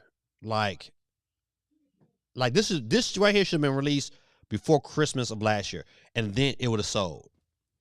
People who thought about it would have considered, because they were like, I don't know what's going on. They waited too late. They could have dropped this. This is what they should have did. They should have dropped this last year for Christmas, and then on top of that, right? We already knew the name of this. Did we know the name? Yeah, we knew the name by this past Christmas, Tears of the Kingdom. And then they should have dropped Wind Waker.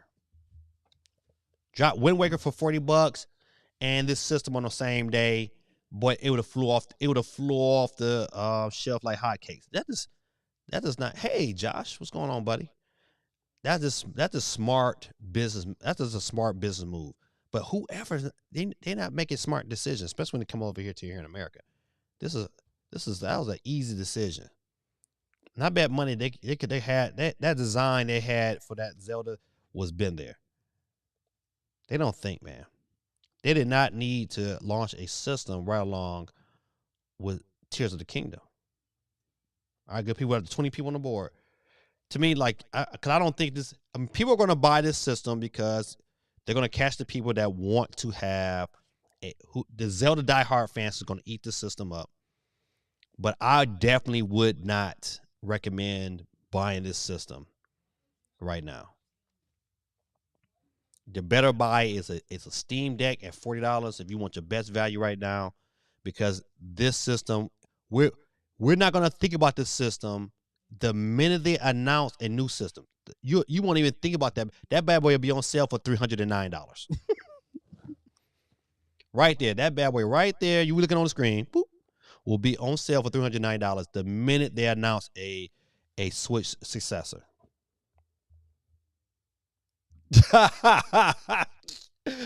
Don't rewind to find your birthday gift, Josh. Grid Attack is an a-hole.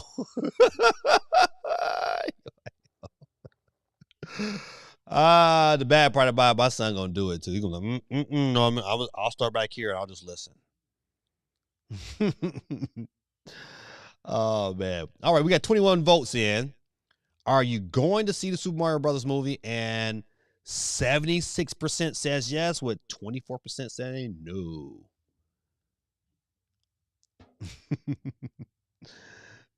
Grid Attack this man, you funny, man. You funny guy, man. Suicide NJ says, give it to me. What exactly? Before committee, for good reason to wait. Oh man, I'm saying like I couldn't recommend this system to anyone right now. Knowing that we got what's going on, I wouldn't definitely recommend this for nobody. $359.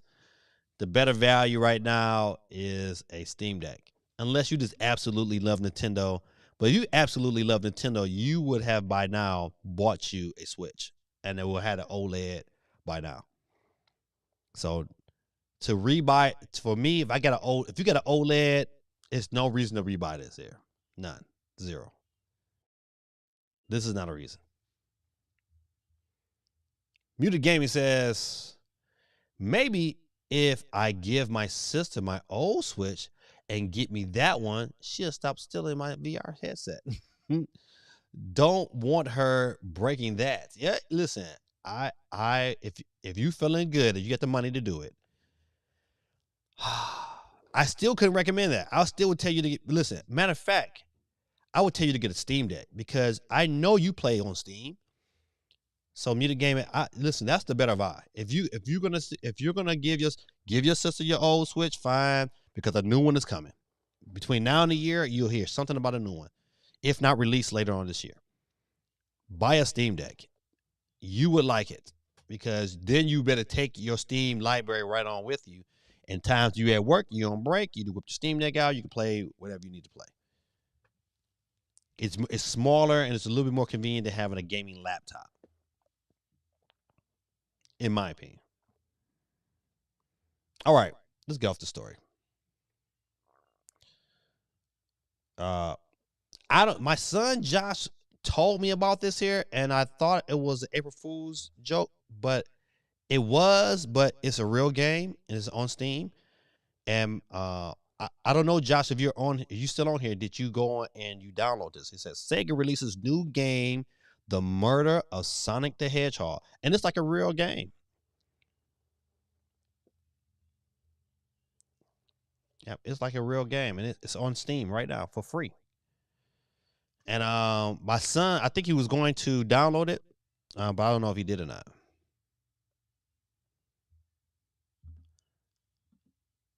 Let's see. Super Saiyan MJ says, I was gifted my light, so if I get the OLED, is a commitment I would want for sure, especially wait for the Switch to become obsolete. I'm waiting for the Switch to become obsolete. Yeah, you know what? Listen, it's hard. Like, for instance, like I have a Switch Lite that I play sparingly. You know, I play the majority of my games on my OLED, but I play Pac-Man 99 strictly on my Lite because the D-pad is tremendous. Um, and I probably would never trade that Lite in because that's how my channel started. What's going on? And say, hey, I used to watch your live streams a long time ago, and you convinced me to buy a Switch Lite. Oh man, what's going on, man? Welcome back, man. Hassan does life. Matter of fact, let me get you on the board. You know Hassan. Listen, I don't know. Back in the day, was I giving out eShop cards? But I give out an eShop card every Monday night, man. So you get the chance, man. Come back and join us, man. We live every Monday night, man. And by you chiming in tonight, I'm putting your name on the board, buddy.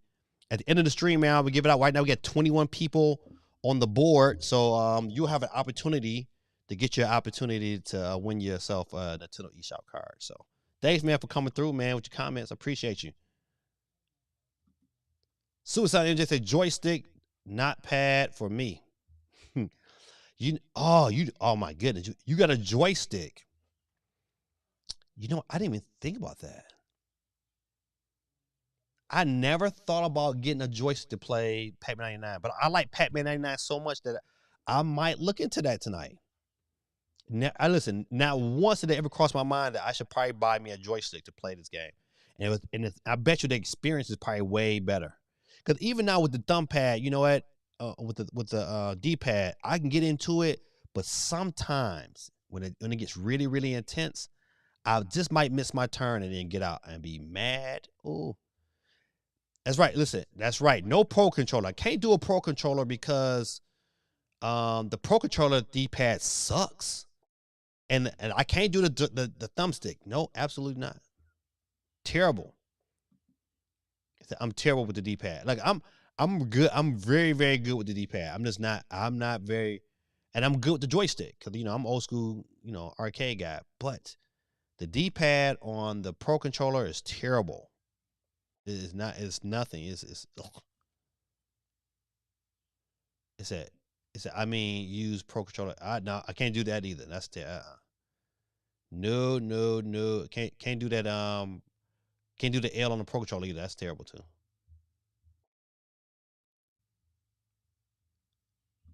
See, I remember you was talking about a possible Switch Pro. We're still waiting on that one. I know, right? Listen, COVID came through like a like a hot flash, but you know what? News has been like, hey, you know what? They had one planned, they had one ready, and it's just, you know what? That time and the Switch was still selling so good that they pulled it back. So, uh, so a Switch 2 is probably more likely between now, because think about it. This is we are approaching the 7th year of the Switch. Came out 2017. It just turned 6 this month. Well, last month, really, because that was April. So we are 11 months from being 7 years. So it's that new Switch is coming. I think money. I think we didn't have a chip shortage, the OLED would have been that Pro. Yeah, the OLED would have been the Pro that we all would have wanted, and we probably would have been still very, very glad with that system. And then next year, we probably would have been talking about a Switch 2, but we're talking about it just a tad bit earlier. Let's see. Muni Gaming says, I'm currently watching you using my Oculus Quest 2 play in the background. 10 out of 10 experience. Man, listen, that is dope. That is the one reason. Cause we didn't dig in too deep on the PSVR 2 yet. But that's one reason right there that I am considering getting a PSVR 2 is because it's not even to play games, it's just to be able to watch content from the comfort of my love seat and not be bothered or not bother nobody else. That to me right there, and have everything like in that VR form where it's right there all over. I'm because my son has an Oculus Quest, and we watched the Super Bowl. I watched some of the Super Bowl on his headset, and it was a phenomenal experience. So I can't even imagine if the graphical fidelity is better on this PSVR 2. That's the reason why I would want to buy one. But that it would only be that though for right now, because they don't, because the PSVR does not have the game, does not have a game to say, you know what, I have to play this system. If they had Half-Life Alex, to me, that would have been a game that I would say, well, I'm going to consider getting it because they got Half-Life Alex. But they don't have a killer IP on that system to make you say, you know what, I got to have it. They don't. So until that happens, you know what, we'll sit back and wait on PSVR 2. That's Captain C said, do you think if this Mario movie is successful, it will have an influence on the games coming forward, like how superheroes movies began to take change in comics? Yes, I'm gonna tell you for two reasons why. I believe as this movie is a success, the next movie system that Nintendo releases, no matter if it's something else besides Mario or if it's whatever it is that Nintendo sponsors, it's going to be some form of game tie-in with it, because I think they're really kicking themselves for not having a game prepared and ready for the launch of this movie here. I think that's the kick, that I think they're going to kick themselves for not having that movie tie-in, because that's a nice 1-2 combo, and I think it would have sold very, very well. Hopefully that's the reason why they're starting to have these sales. These Mario sales are coming up because of the movie. So a lot of their legacy titles are going to get a bump in sales because of this movie. They should have very well had a new game to me. But here nor there, I think they're going to make money regardless. So to answer your question, absolutely yes. I think it's going to affect it in a way. It's going to be very, very positive, especially if it's successful. Because now another, I'm trying to think what other series would I would like to see a movie of? Like, to me, Star Fox would be something I wouldn't mind going to the movies to see. Give me like a Metroid series would be something I wouldn't mind going to see. Even a Metroid movie would be dope. So, either way. So, I think they have the IP that they can expand on it to make, you kind of really want to go and see these movies.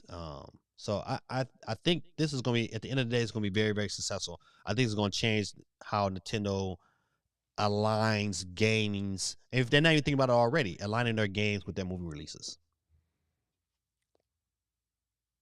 And somehow, some way, if they can tie those stories into the next one, oh man, this can't be that. HDL says PSVR 2 will be tempting if it doesn't cost as much as the console itself. That's, you think about it like this. If you don't have a PS5, right? And even though it's kind of come a lot easier to get yourself a PS5. If you don't have one, and then all of a sudden, right, you jump into this. If you want to jump into it, it's over $1,000 before you even bought, before even a game. It's $1,000+. I mean, with taxes, it's gonna be a lot, 1,100. And then if you add yourself a couple games, well, you're looking at 13, 14. That's a lot of money. For you to not jump in, that's a lot of money. So that's why the sales of the system of the PSVR is not going to be good in the beginning, because a lot of people just don't have that kind of extra spare money just to be like, I'm just going to drop this here on a PlayStation VR set. It's not even worth it, especially in this economy and inflation. Man, I went to the store today. I know this is a side story, but man, we went to I spent $50, man, and I swear I didn't start spending $50 for stuff. However, a 12-pack of soda pops from the north, and I say pop, was like $7, man. I said, hold on, man, I'm not paying $7. Listen, I walked right on past that soda. Like, I don't even need that for my life. We'll go back to old school. We'll start to make Kool-Aid again, because there's no way, man, I'm spending that kind of money on soda. So in this market right now, I don't think it's even financially feasible to make a decision to say, you know what, I'm going to I'm going to buy. I'm gonna spend $1,100 just to play VR. No. Mm-mm. Now, luckily, hey, I have a PS5, and I'm considering getting. But still, that's still $500. Like, to be honest, okay. Would you prefer? I mean, let me ask everybody. This is an easy answer. But if you had if you got a if you had a choice between buying a Steam Deck or PlayStation VR, which one do you buy? It's Steam Deck all day, every day. I mean, that's an easy question. On the totem pole of video game systems, it's at the bottom. It is at the bottom. If you ask me to buy a PlayStation VR or an analog pocket, I will probably say analog pocket because that PlayStation VR experience is very limited. It's limiting, and to pay $500 for that bad boy, mm-mm. Nope, nope, nope, nope. He said it's insane on the Quest, but I suggest getting a Valve Index and then seeing if you could connect it to your Steam Deck. Yeah, that's a good question. I think Grid Tactics told me the same thing. Quick Left said my nephew are really into Pavo on the Quest. What is that? What is Pavlo on the? I need to know what that is. Captain C says, as much as I love hearing woohoo, and here we go, it would be nice to see a next gen Mario game with interactions going beyond SimSpeak. Oh, yeah. But what would that sound like? I mean, listen, maybe, I think maybe with the introduction of this movie, you know what, you would have to have really great actors like Jet Black, man. I just loved his voice. I love his voice as Bowser. So you would need something on that lines. Now, where did that come? I mean, I don't know. I mean, that is something to consider, man. Bowser said, he said, Gran Turismo 7 is what makes me want to buy a PSVR 2. Okay, so all right, so that is a game to me that should be there to support a top tier IP. Because what's the name of that Horizon, whatever that game, the mountain game, whatever they got, that looked pretty good too, though. But it's still like it's not the killer IP that you need when selling a system. The Wii U failed because it didn't have a killer IP at start.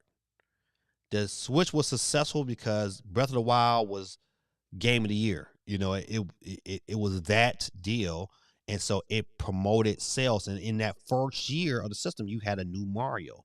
So without top tier IPs, man, you can't launch a new system with a weak launch. You can't. There's too many examples of what happens when you launch a system with a weak launch. Wii U had terrible launch titles. Terrible launch titles. And you know what? And you know what? On top of the marketing, they flopped. He said a Kirby film will be dope for kids. Kids will definitely buy into a dope a Kirby game. To me, Zelda doesn't make a good film. Zelda will make an excellent TV show. Zelda is one of those Netflix type shows. I don't think it is gangbusters in the movies. I don't think it translates. Metroid to me here, especially here in the States, translates better than Zelda on the big screen.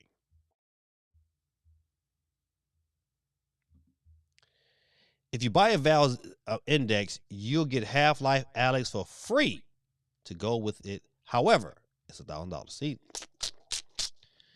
if you ask me, do I buy a Valve Index or do I buy a Valve Steam Deck? And it's a Steam Deck all day. So think about listen. So if you ask me this question, you say, listen, you have a choice. You know what? You either get a Valve Index or for $1,000, or you get a Nintendo Switch. And I'm picking a Nintendo Switch all day, every day.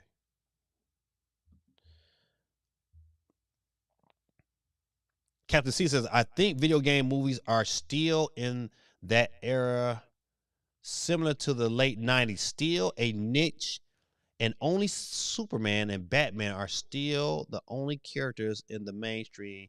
Yeah, yeah. Listen, you're right, because of the fact that because video game adaptations that went to movies are still lingered by really bad movies, and that's the reason why you're only you that I totally agree with you on that. Um,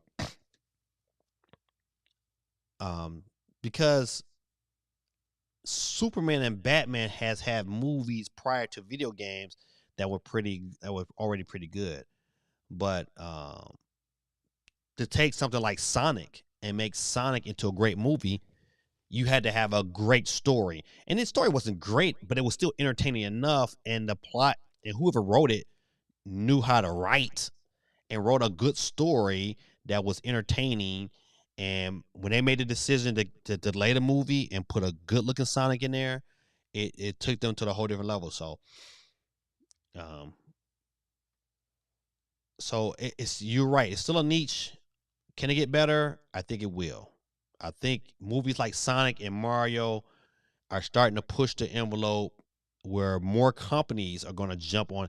I think The Last of Us is definitely making people look at like, hey, this could be good. Like, what was that other Uncharted? The movie wasn't bad. It just wasn't really good. If you say, hey, you know what, which one is better, Uncharted the movie or The Last of Us the series, and you're gonna say Last of Us the series hands down, because when you put the budget in the movie behind it and you put a good writer behind it, you know what, then you know to be honest, The Last of Us was better than Uncharted even as a video game. When it comes to story wise, it was better, so it translates to a better movie experience.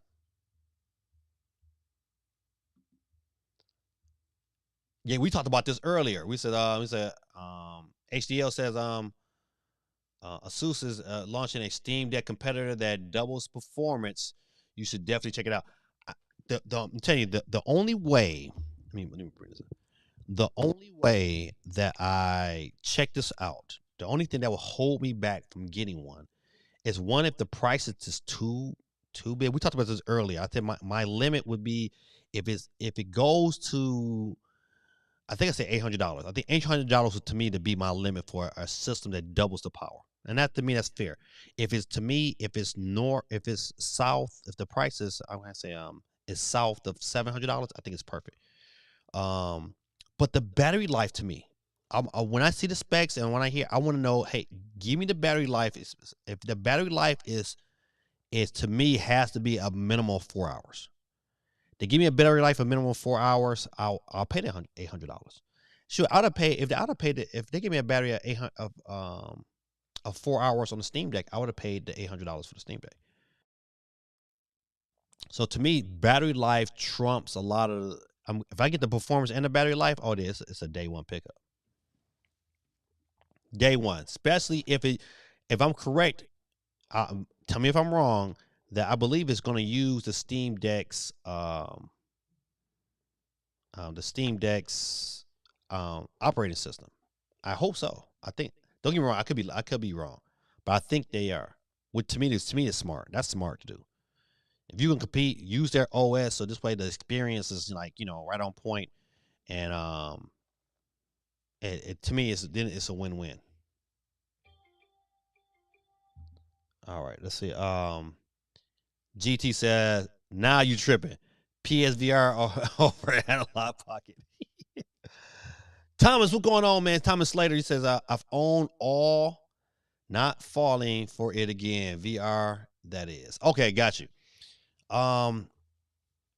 Yeah, listen, the price of VR to me that's the issue. But hey, Thomas, man, let me get you on the board, man. We give out a free Nintendo eShop card at the end of the stream, and by you chiming in tonight, I'm gonna put you on the board real quick. Hold on, Thomas. And Thomas, man, if you're not a subscriber, man, I appreciate you hit that subscribe button, man. We do this every Monday night, man, so you can get the notifications and know when I go live. But it's every Monday night, pretty much. All right, let me get back to the stories. Uh, HDL says PSVR 2 needs and VR exclusive AAA that makes people want to buy it. Agreed. Agreed. That is what that statement right there is why the system is not selling. That's the reason why out of any this E3, what the company is gonna that I'm most intrigued about it's not really Nintendo, it's PlayStation and what they have to offer to show me to say, hey, the PSVR 2 is what you're gonna need. They're gonna show me some games that's gonna come out within the next year that will be to me killer IP, and I would probably consider it even more. But right now, I couldn't consider it because what they have to offer to me is like and I don't know enough of what's coming out to say, you know what, this is be something great. It says Sony is currently adding VR support to pre-existing games that people have already played. That's why it's failing. Yeah. So think about like the some of there are hot games. You know, if you play VR, if you played the Quest 2, you played a lot of those games already. So it's like, yeah, you give me a little bit better graphics, but it ain't that VR experience. It's not worth going back. You know, so to make sure I play. So yeah, your statement is absolutely correct. I'm totally on board and everything you said, especially the fact that they need a killer app. They need one. They need one to get people to start looking that direction. Um, Resident Evil 4 remake adaptation of it is going to be good for them. I think that's going to get people to say, let me re-experience this. You know, because people playing it like crazy right now. Let me re-experience it in VR. So that'll push system, but still, it's not enough. It need, like you said before, it needs to be exclusive to the headset to make people say, now I got to do it. Now I got to make that jump. GT said Kirby film is more suitable for the hub. Yeah, I think a Kirby movie would do very well, just as because Mario really has set the stage, and I agree with you that Kirby would get a lot more, especially younger kids, to buy in. But you know, saying for to get more adults to be like, "Ooh, this is it," you know, they're gonna have to really get it in. Comic book characters have lore. Agreed, because they're comic book characters that have already established stories and backgrounds that people have read over and over, and so that lore is watching them being animated. Yep, totally agree. So it's not fair to compare them with games. Agree. I wouldn't. I don't think we're comparing them with games. Um, I think I look at it from the standpoint of if video games will ever going to get to that point where they are widely accepted, they're going to have to do some things that's going to put them in a light where the things that they are producing is worth it. That's why it's important that Nintendo didn't try to do this themselves, because I think Nintendo would have failed. So good going out there with Illumination was great. So now it's like, you know, how do you build upon, how do you make this next Mario movie like just that better? You know, just that this, you know, even better than this first one. So, you know, how do you grow from that? So having a good foundation is good. So I don't think they're really right now. We're not comparing them. You know, like you said before, you can't really compare. But if to get the video games to that point where they are widely accepted, because right now the video game movie adaptation is battling they're battling out of the hole. You know, the first Mario Brothers dug them in deep. You know, the Street Fighter movies dug them in deep. That, you know, even though I like the first Mortal Kombat movie, but the Mortal Kombat movies, boy, they dug them a hole. You know that, and so they got to climb to be respected enough to spend the kind of money that Mario's going to make this weekend. The movie got to be good. So great conversations tonight, brothers. Great combination. Great conversation. Captain sees that The Last of Us is like Blade. If you told non-gamers it was based off of a video game series, as Blade is a comic character, they'll probably be surprised it was.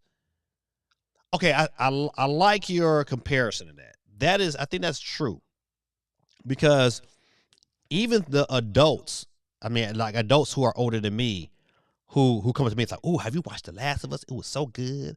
Oh, they be all excited. I was like, that's the best. All you it's the video game.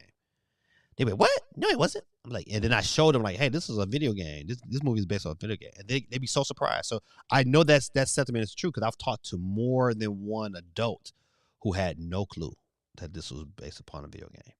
Now, I mean, I've talked to older men and women that like in the class that are approaching their 70s and was like, I did not know that. So I said, yeah, that's what people. All these kids like video games because they have some really really good stories. No, it's going to run Windows 11 with a custom. With custom software. Okay, all right. So to me, we're gonna switch gears. Just talk about this Asus new handset. Now, for me, a non-PC gamer had just grown to adjust myself to like the Steam Deck and its ecosystem. That handheld, it was going to sell that handheld if they get Game Pass running on it successfully. Like, I don't got to be connected to the internet. I can download just like an Xbox. If they could do that, if they somehow figure that out, that'd be dope. And whatever software they create has to be so on point that it has to rival Steam Deck. And also, I need to be able to use my Steam Deck with that 11 with no flaws. I might be talking outside of my tail because I'm a guy who I'm not a PC gamer, so I don't know how those conversions work. But if that happens, then long as my ease of use, long as I can take my Steam library and I can still play my Steam games on this new handheld and not have any issues, then it's a win. Make that easy for a guy like me who don't know nothing, and they'll sell a lot of those systems. CMG said RE4 is a masterpiece. Listen, the original RE4 was in my top 5, so I can only imagine. I've seen enough video of it. I was like, man, it looks good. Said Leon sounds more serious in the remake. Somebody else said the same thing. A friend of mine said the same thing. Like he sounds aggressive. If the put VR in Spider-Man 2, it sells a lot. Okay. So you're saying is if they convert Spider-Man 2 to VR, it would help sell those units. I agree. I definitely, especially Spider-Man 2, I agree. Even they go back, if they went back and did Spider-Man 1 or even Miles Morales and has a VR adaptation update for that, it would probably help sell the system. Then to me, who wouldn't want to swing around the neighborhood in VR as Spider-Man? I think that would be phenomenal. I think, to be honest, that would convince me to buy it. Because now my mind is like, I'm actually Spider-Man. I'm fighting like I'm Spider. That's saying something right there, buddy. That would be said. HDL says, I'm 100% pre-ordering Spider-Man 2 and Wolverine. I trust Insomniac the most. And we all are. I haven't met nobody yet to say, you know what, I'm gonna pass on Wolverine. Yeah, right. I haven't met nobody yet to say, I'm not. Even my grown folks, friends who only play Madden and 2K was like, hey man, that's Spider-Man 2, dog. I'm about to get that. D1 says VR needs something breathtaking, not games that look like indie Android knockoffs. Ooh, give me a VR COD, Kratos, Zelda, or something AAA that feels like a movie. Yes. Why is that important? Because the experience of VR is like you're there. I want to feel like wherever I play, I'm there, and it's something that controls extremely well and has an extremely good story. You're right. A movie. GT said you should become a PC gamer. I am considering it. But to become a PC gamer, man, it just takes, it's once again, so it's always a buy-in. It's always a buy-in. So I am really, really considering it because especially like I have a Mac, and so as I get older, you got to justify, those kind of expenses. So I'm definitely considering it. I just haven't pulled the trigger yet. So Spider-Man in VR sounds like motion sickness. Oh, would it though? I don't know.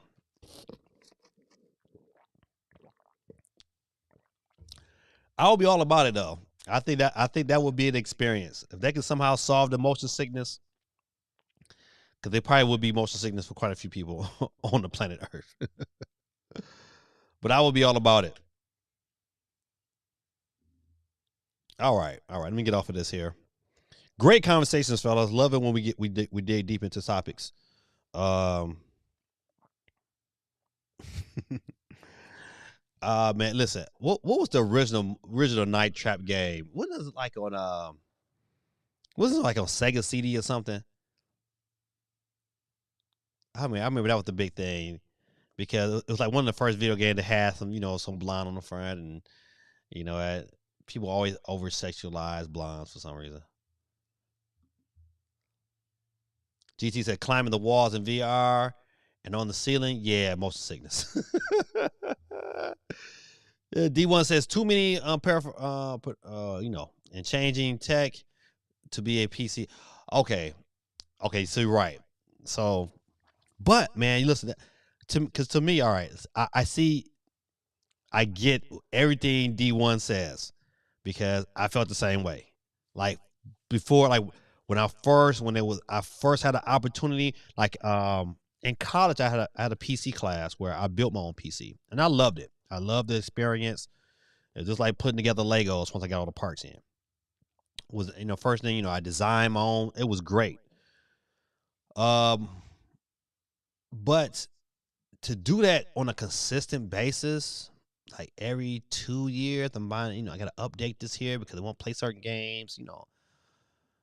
That would bother me. That would bother me. So if I was to get into PC gaming, I would absolutely have to have top of the line everything from the start, because I would need to at least have a 4 to 5 year period when I don't have to update anything. That's how I do my Macs. So like, when I bought me a new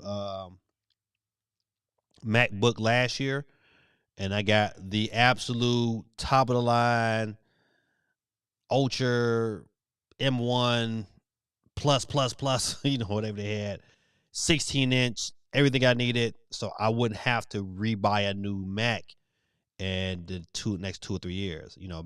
MacBooks to me, they last. Like I bought my first MacBook in 2014, and I'm to this day, I still use it. It's the and I don't use it every day like I used to. I use the DJ off of now, but to this day, that bad boy is still working. Now, do it need some speakers on that bad boy? It does. It needs a new battery? It does. And I'm probably going to get them things replaced because the system still does what I need to do. So,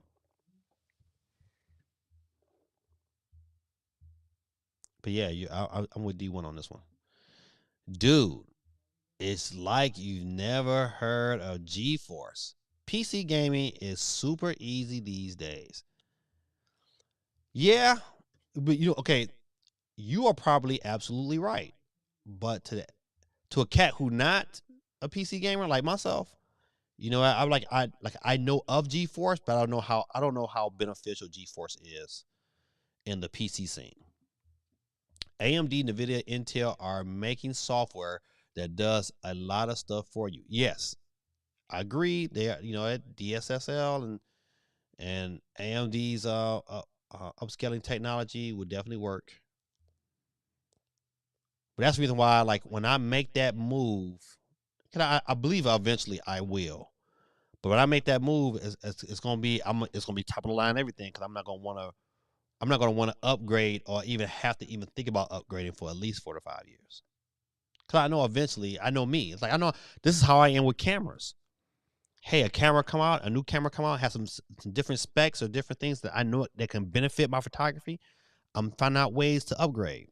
You know, I'm right now. I'm videotaping off a Sony 8 ASPC ASP or ACP ASP crop sensor Sony A6600. Wonderful camera for video, great flip up screen, great, hands down. Sony just released a full frame Sony ZV-E1. I had the regular ZV that there was on crop sensor, but now they got a full frame sensor. So I'm like, oh man, I want that too. Because I know for sure, like I can now put other lenses on there, full frame lenses that's gonna make me look better. So it's that. So I know one thing about graphic cards, they got new ones come out every year. Every year it's a brand new card. Now, true enough, I don't have to jump on, but that desire to jump on is going to be there.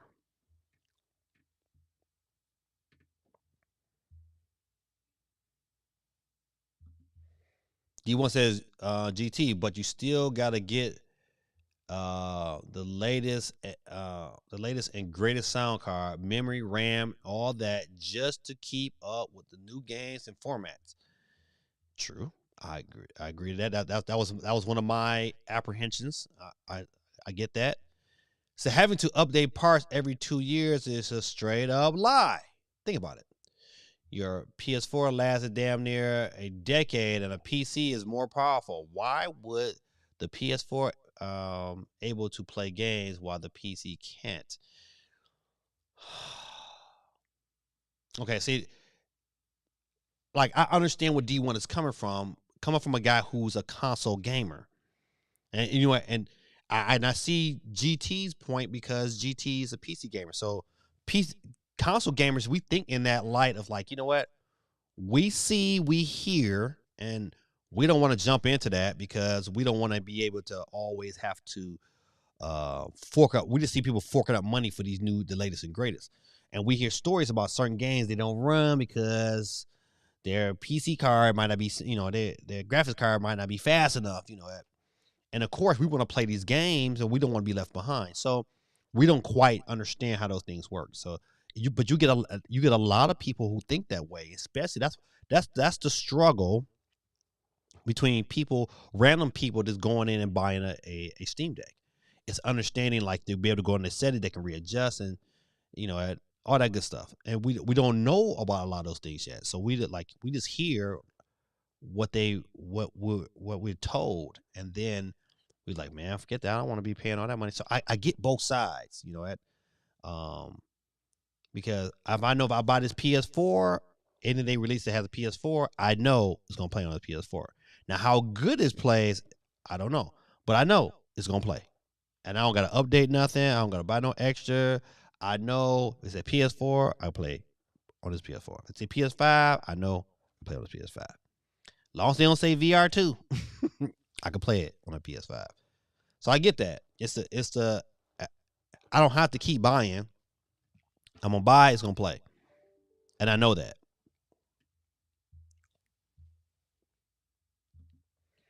D1 says that GeForce RTX is like $820 on Amazon. That's a whole PS5. Touche. See, my RTX 28 Ti is still more powerful than a PS5, and we're 2 voice video card generations beyond what I have right now. We're in the 40 series now. Ti, it says 2080 Ti. Console gamers are saying they want to be 2 generations ahead of consoles at all times. Thus, they settle for playing weaker consoles. It sounds like foolish mindsets to have. I wouldn't call it. No. I wouldn't call that being a foolish mindset. I call it saying, hey, if I bought a system, and I'd rather spend my time doing other things than have to worry about updating my system. And if that is how it's being presented, that's not having a foolish mindset. It's that we don't know. I mean, because we're so used to, we're used to games coming out on a system, and that system being able to play that game. And we don't have to worry about that. Like, hey, I bought me a Nintendo. That's what it is. But when we look at PCs, like PCs are tools in which we use, not tools that we play. So that's how I look at it. That's not being foolish. That's just, this is what you're being exposed to. It's like I tell the story all the time to my kids in my classroom. It's like the baby in the box. And just imagine you had a baby, right? And the baby came out the booty on the scene, brand new baby. You take that baby, put that baby into the box, and you say, "Hey, little doo doo, hey doo doo, come here, little doo doo." That baby gonna know what? That his name is doo doo. Why is that? It's like that because that's all that baby know. It's not foolish. It's just all they know. All right. And so, as I sometimes have to train teachers to do the job I do, and that's one thing I do, is I sometimes have to train teachers. I have to utilize that concept. It's like, you know what? You can't. You have to look at a person for what they know, what they have. And so, if this is all they know, then you must meet them there. So, like, this is all I know. So the one thing I appreciate is that as you're going through, I'm learning. I never had a desire to really learn more about PC gaming because I didn't grow up with PC money. That was another thing. I didn't grow up with PC money, so to scrap the money together to get me a console was what I could afford, and PCs was like out my range. That's the reason why you have so many people nowadays who want to jump in a PC game, but they have been trained because PC gaming was so much more expensive than it was to be able to buy a Nintendo, right? I think I paid what $89 for my Nintendo when I first got it.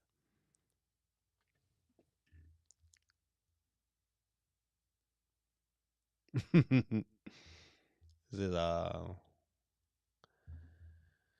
GT says you don't have to update your system though. I won't have to update my computer to the PS6. Console gamers are believing myths level out. Well, I think I had to answer that one already. It's not the myth. It's not a myth where we're leaving, but you know what? It's the financial commitment that was once very, very different, and of late has been, it brought down. But I know I've seen some of these video cards, and the video card itself, just to upgrade, is just as much as a PS5. So maybe one day I'll get one, but it's what it is. It's a little doo doo. Yeah, I mean, yeah. You know what though? That analogy right there, what I use, man, it grabs grown folks' attention so quickly because you know what you can imagine being in this box and that's all you know. Then some teachers will expect people to know what they know, and when they don't know what they know, then they make comments like, "Oh, you're foolish," because they don't know what you know. But do you understand why they don't know what you know? That's the difference. When I train teachers, that's why I tell them, like, do you know why this child don't know what they know? Do you know their background? Do you know that they're hungry every morning? Do you know that mom uses drugs and daddy was abusive and daddy's in prison and mom's a hoe and she out there selling herself? Do you know those things? So if you don't know these kids' background, how can you place this one set of judgments on this one kid? So when I train teachers that way, I have to break them out of that system because if not, they'll think everybody thinks like they think, and everybody's life is like they live their life, and it's not. Like, you know what? I couldn't afford a PC, and you know what? Thank God, I had financial aid to help me build my PC when I was in college.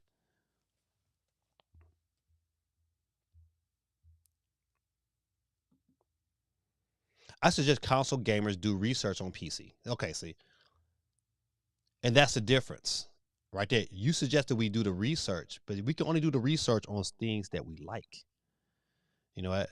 A lot of people didn't care for PC. Like I didn't care for PC because Nintendo and PlayStation, they satisfied my video game needs, and there was no video games that I really wanted to play outside of the PC, and it was nothing really advertised. Now those lines are getting close. They're starting to blur, right?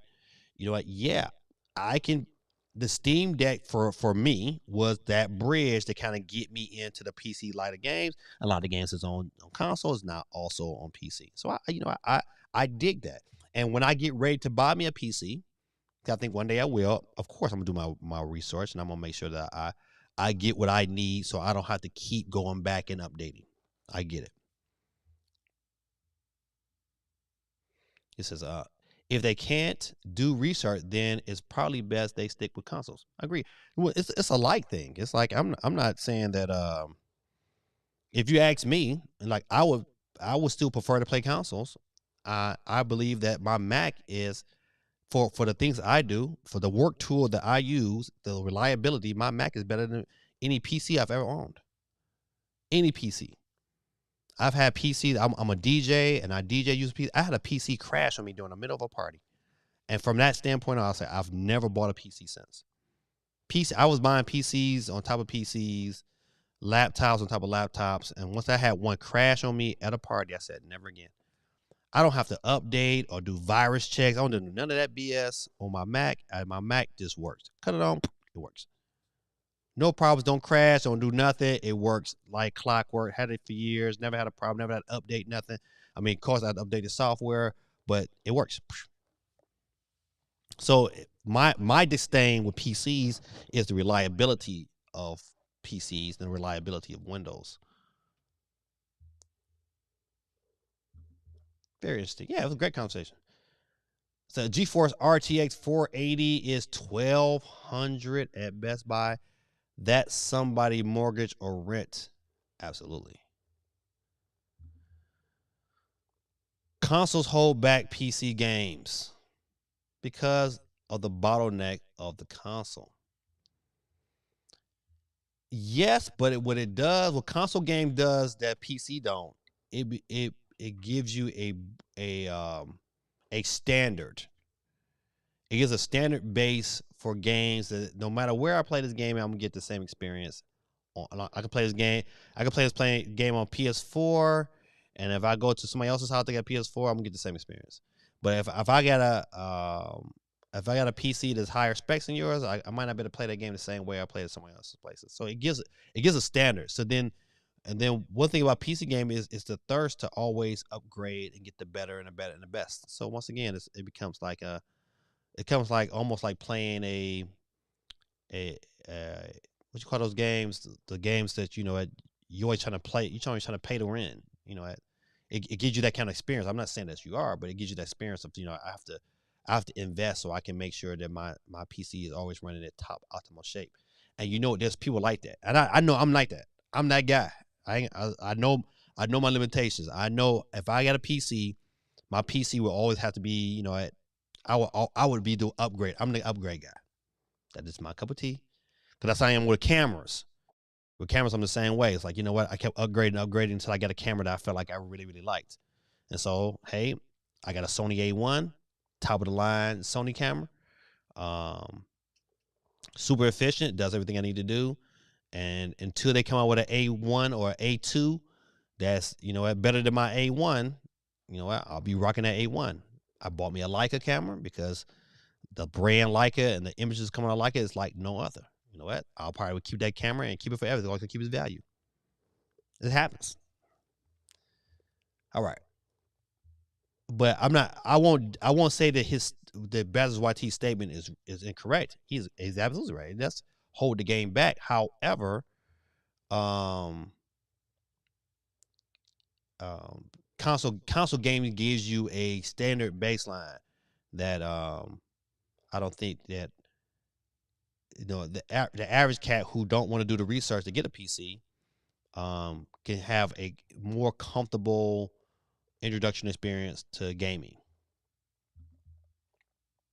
GT said, reminds me of that teacher who told his students that his mom is a hoe. Is a gift I use on Discord all the time. Oh, bruh, D1 is looking at the best cars available for PC. But GT though.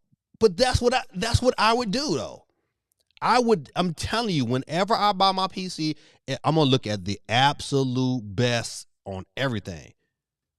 Everything is gonna be top notch because I'm not going to want to have to say, well, next year I gotta, like for instance, like I bought my MacBook last year. It was top of the line, everything. When a new one drops off, I'm not even looking at it because I don't care because this current one still do everything I need to do. That's so funny. I argue with the German Shepherd, and now she's biting me. She's not getting her way. GT says that's like buying a Tesla for your first car. Build a mid-range PC. You'll have better performance than a console for years to come. Okay, see, listen. Okay, this is information that I need to know because I'm looking at it like, well, sure. I'm looking at it like I look at my MacBook. I know my MacBook is going to last me 10 years. I know that without a shadow of a doubt. My MacBook going to last me 10 years, and so I buy things right there at that level and not have to worry about it no more. So buying a mid range might be good. So you might be right. I appreciate you. D1 says I am, but the point is that just one component that costs a down payment on a car. If you're not buying the best, your system crashes or easily outdated. How technology grows, those are facts. HDL says, what is your current streaming setup? Okay, so I am currently, let's see, I'm using a Sony A6600 for my video here. I have a Mac 2019 iMac. That's my main screen here. I use for my audio. I have a Rogue podcaster, which is dope. If I were to recommend anyone to get one, I would tell you to get the newer version of the second podcaster 2.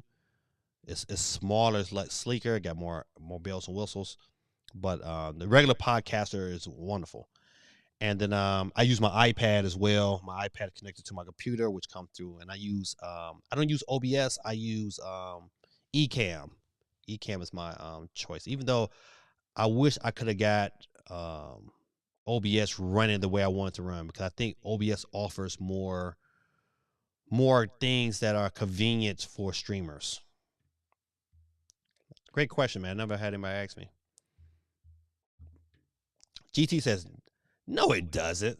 I'm playing on a 4-year-old hardware. Not one crash yet.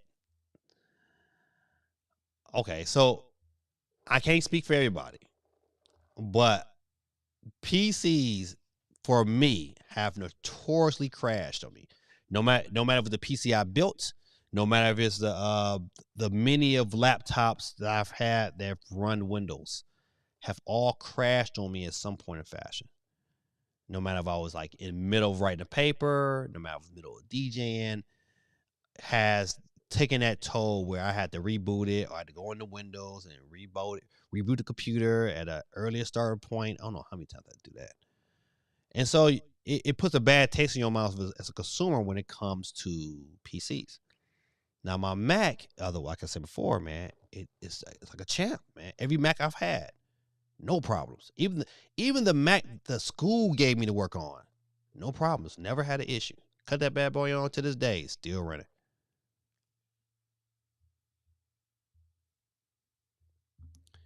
HDL says consoles define the gaming market. I agree.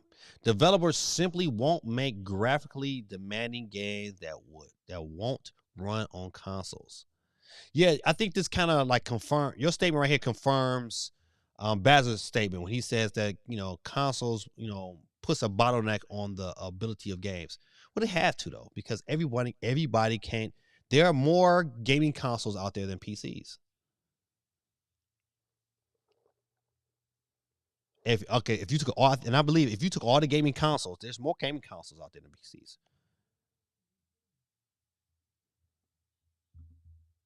Muted Gamer says, I've had my 1660 GPU for about 4 years now, and I can say still runs all my games on max settings. So that's, once again, good information to know.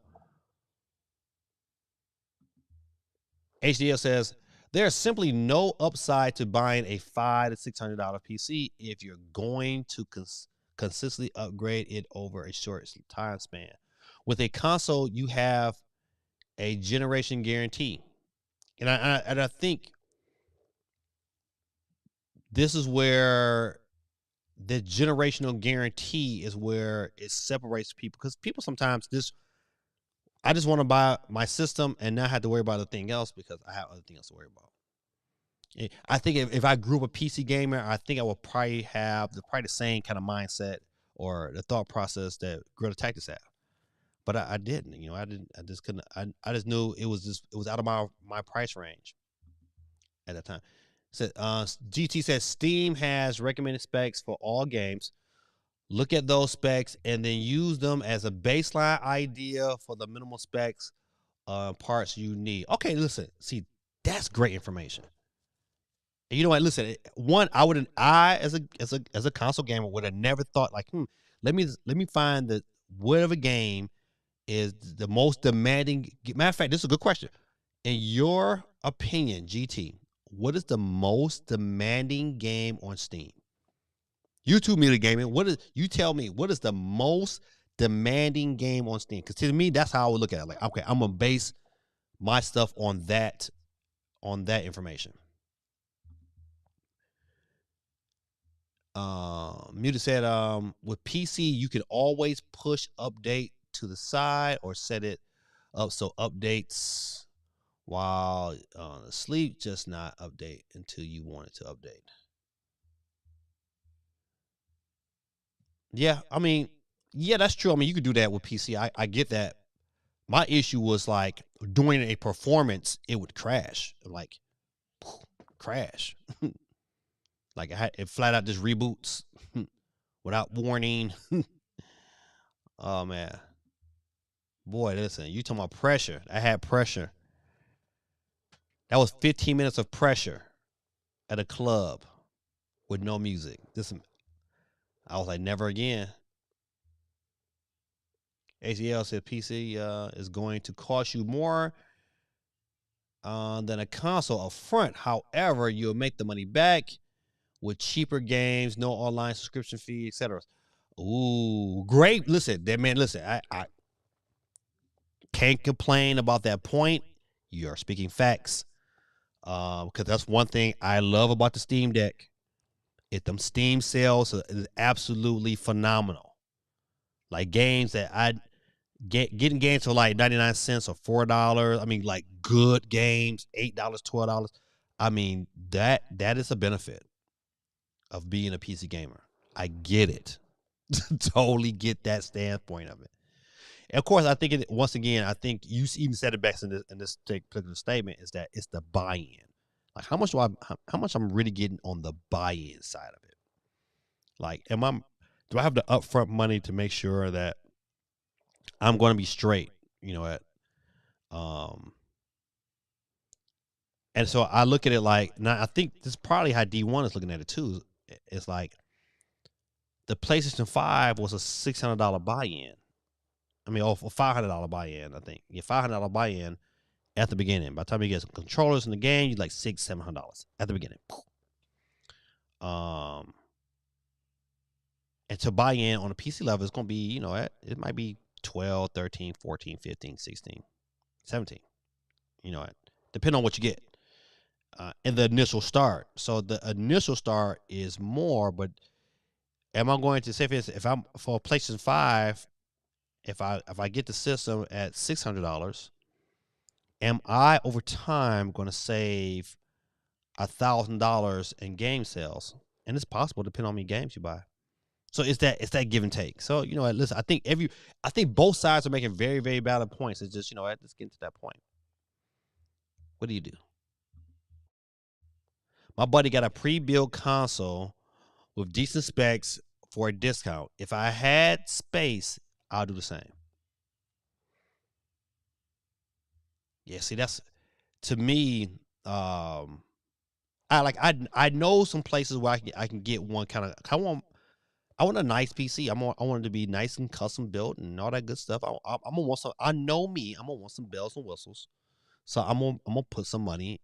And once I got some things to get done around this house. I'm gonna get one. It's just I don't know if it's gonna be this year.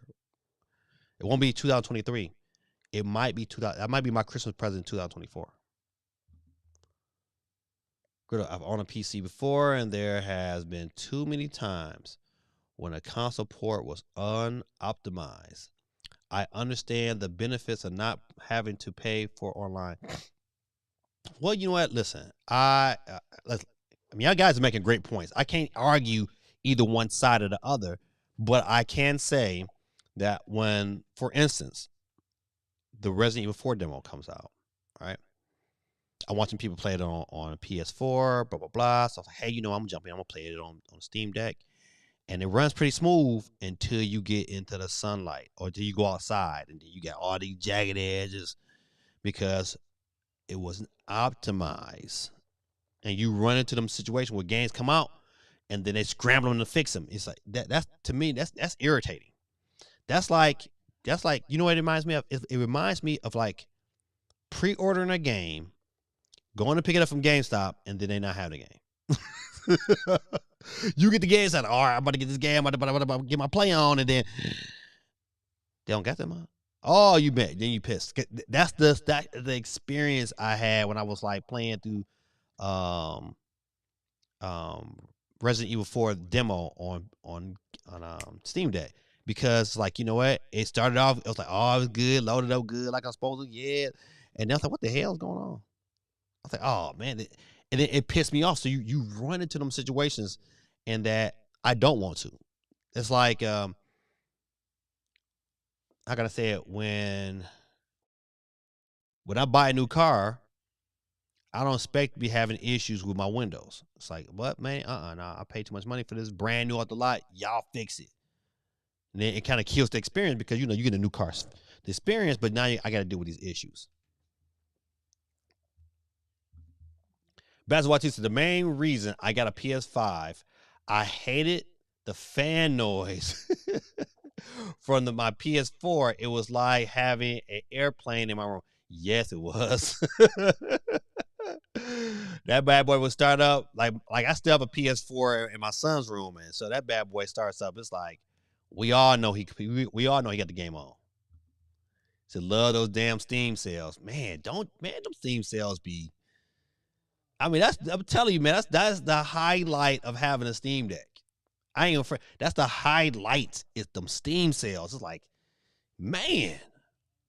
It's like games that I was like, man, I know I should have bought or games I even own on other systems that I maybe owned on like older systems, and they come out again and they on sale for $1. It's like before you know it, you didn't bought 5 games, you spent $16. So like, you can't beat that, man. I'm very interested to see what this Asus does with their handheld. Yeah, this is gonna be a situation where, depending on where you can buy it at, and depending on if I can pre-order, I will pre-order for sure. But I'm definitely gonna be looking at previews, reviews. This is one I'm going to research for sure because I like the handheld experience.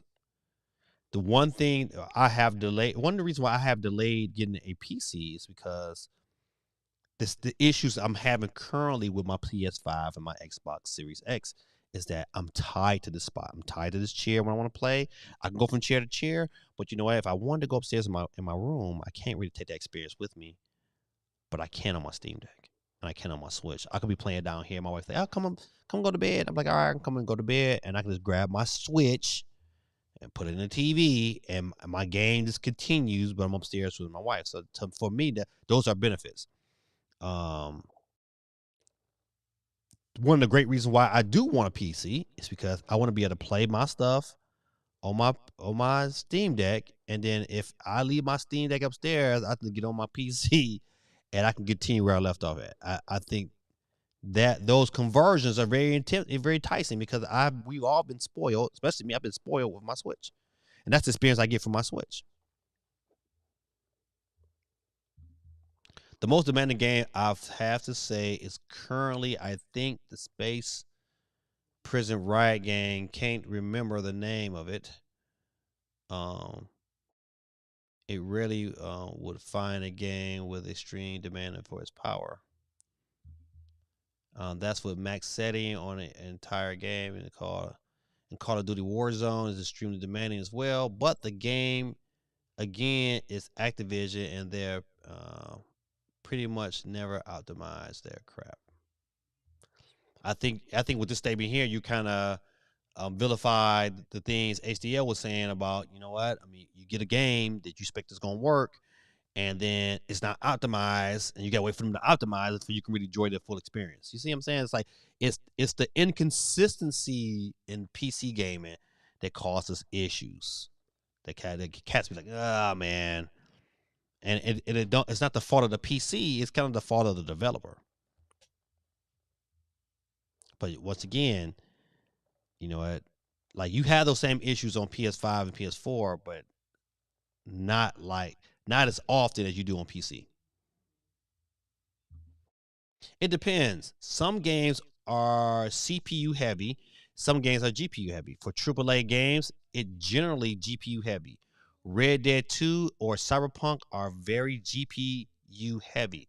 Microsoft Flight Simulator is maybe the hardest on the CPUs.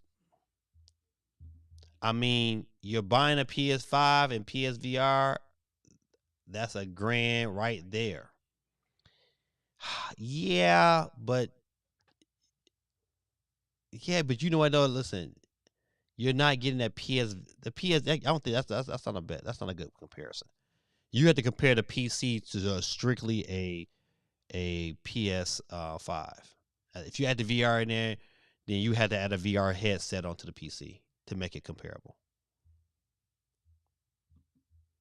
Games at $70, online subs at $60. You're spending more on consoles within the first 2 years of its life if you want the full experience. Great point. Can't argue that point, and I think that's the point that's really it's the give and take. It's like, do I pay higher upfront fees for the possibility of getting that money back on games, or do I play the lower upfront fee and know I'm about to get this game what I'm getting for? Oh yeah, of course I got to pay this online subscription. You know, it's they're put in a situation where you can kind of go either way. Like I see the benefits of both, and I see the negatives of both. The key is what are you willing to tolerate more? Yeah, I thought about those online subscriptions. Yeah, yes, that's true.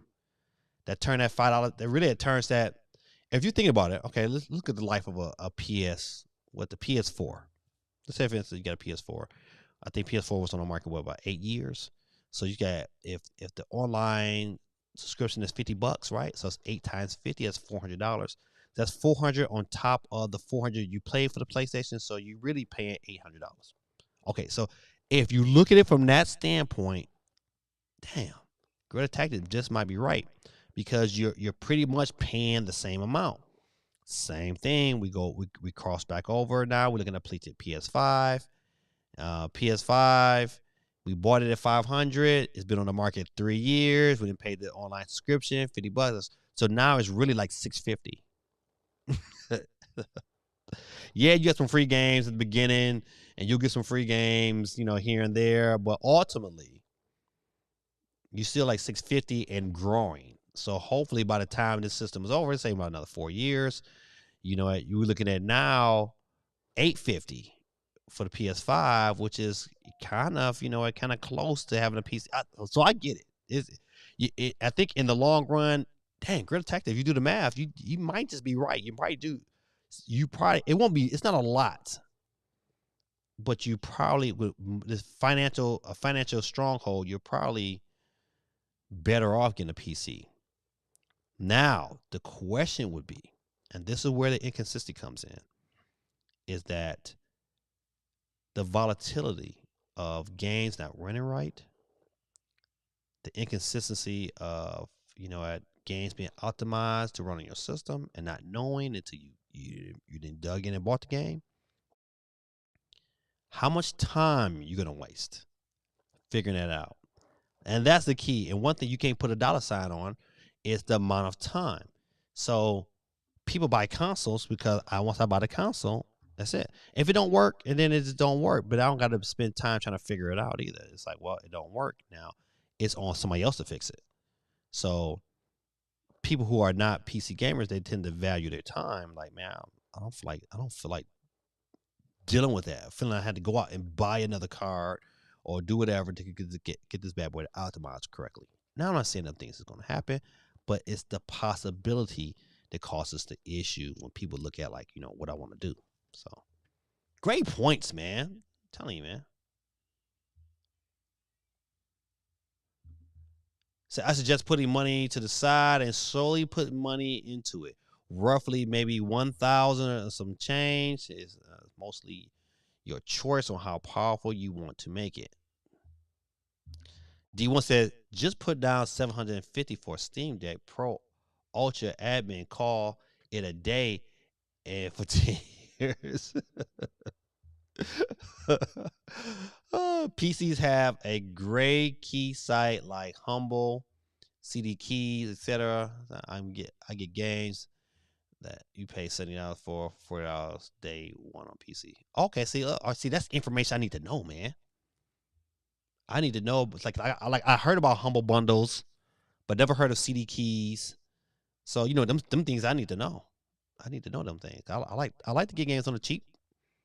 The ability to actively the ability to activate primary PlayStation means I can share my subscription and purchases with my family members or friends. Typically, I don't end up paying insane amount. It cuts the price in half. It does. Instead of buying games multiple times with your family. Yep, I agree.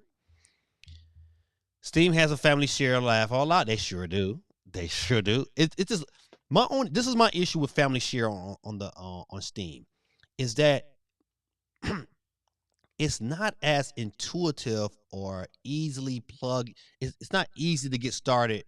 It's like I gotta sign into his account on this computer. It's to me they need to. That's the part they need to fix. Yes, they have it. Is it as intuitive as it need to be? No. I share with my girl. I know it states on a fixed income. She has access to all my PC games. Yeah, it's just not this intuitive. But yeah, you get a very good point. Very good point. Yeah, but my point is you don't necessarily spend over $70 per game if you're smart. But I see your point. It's a reason why I bought a PC in the first place. Yeah. Love this conversation. Just speaking about the average person, though, I sure we all have our little hacks to get games. Like me and Nintendo, Grid Attack the Pirates 90% of the time. I since switched to Mac since I want to start content creation, but at the end of the day, you play on the platform where your friends do. Yeah, it's true. It's all about having fun. Absolutely, absolutely.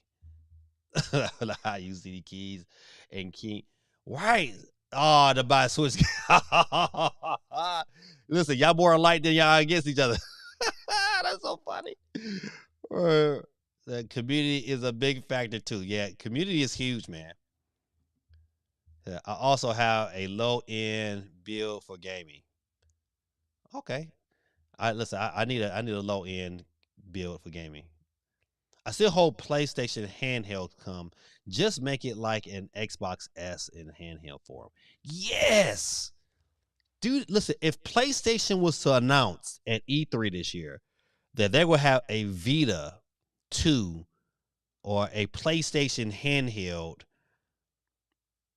strictly this Christmas holiday, man, it would absolutely sell like hotcakes and dominate Nintendo. It would dominate Nintendo. Just on brand recognition alone and the ability to play PlayStation 5 games on the go. Come on now. I know, man. That would never happen though. But if SOC said, GT, you pirating the Mario movie too. Absolutely, SOC. Absolutely. Oh man, there are some amazing free games on Steam. You got to Unturn, Team Fortress 2, Warframe, Destiny. You got some really good games on Steam that are great stuff. Listen, yeah, I mean, I've been on there. Even their demo section is great. If you buy the game on PC via Steam, you have 2 hours of the gameplay or 2 weeks to refund. That I didn't know that. I didn't see Lonesome tell you us. I did not know that. No questions asked. Ooh wait, this is the point. I said with Sony, if you even install the game, no refunds. Listen, those are facts. Now I'm going to have to talk about this Asu hand. Don't listen, man. Don't worry. GT does not want to give Nintendo a dime. He just said he bought a couple games from Nintendo. Oh man. On PC, certain games can brick your graphics card. If a game launches without a driver update, it causes weeks of stuttering and problems. The average person isn't going to find a PC accessible. Agreed. CMG is going full blown PC handheld. Yeah, he is. Oh yeah. But don't worry, he'll get a Switch too, though. I guarantee he'll get one. There's an upcoming unannounced PlayStation hardware coming up. Fingers crossed for Vita 2. With AMD FSR, the sky is the potential. Man, wouldn't that be something? They led you one direction. They've been thinking this new hardware is this PS5 Slim, which doesn't make any sense. I mean, yes, it does financially for PlayStation, but for the consumer, it doesn't make any sense. But yeah, that would be dope. It'd be great. They'd let us one direction and say, boom, Vita 2, Christmas 2000. Man, it would set the internet on fire. It would set the gaming world on fire if they announced a Vita 2. Man, because the Vita 1 was dope. The Vita is I have two Vitas. I still have them both. Great systems. I still got the OLED Vita and I got the newer updated one too. Great systems, man.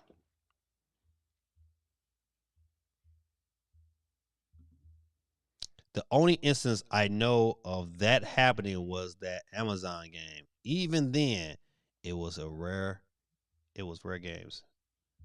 Rare circumstances. Okay, gotcha. 90's in the building with the comment. He says, I've got a refund from Steam after waiting longer. They really don't care as long as you don't play the game that much. That's a great information, but I've learned quite a bit this evening. Diablo 4 is a new release and currently bricking graphics cards. Ooh. I honestly haven't heard about that, but I guess it's possible. It's a long day for whoever has to deal with that. I know that's right. Definitely a Switch 2 without a doubt. He said, Suicide MJ says BRB 40 minutes. Dang, you know what? If we've been on this bad boy, man, I said, don't forget the sheep. Don't forget the sheep. Thinking about finally buying a PS5 for my birthday. I hope they drop the price for your boy. You know what? It's been some sales on there. I've seen it like 509 for the God of War bundle. I've seen that. I've seen it for 509. That's been recent. But I mean, I don't know what it is now though. One day I'm gonna build a compact PC just for the aesthetics. One day, ladies and gentlemen, man, listen. I'm gonna kind of go through the rest of the games to see if there's anything really worth talking about. Let's see. I wanted to talk about the DNA deal.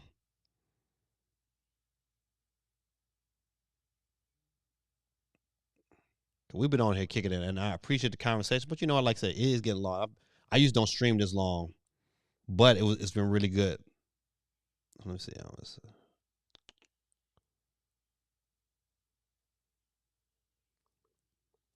Quickly, Devolver Digital has acquired Donkeysoft. I don't know who Donkeysoft is. Do anybody know who Donkeysoft is? It says acquisitions of video game companies have been very common as of late. Microsoft and Sony has especially been doing this. However, acquisitions don't always come from a company that produces hardware. It can occasionally happen with third parties and even indie companies. For example, the Bar of Digital has announced earlier today that they have acquired Donkeysoft. Let's read what Donkeysoft is.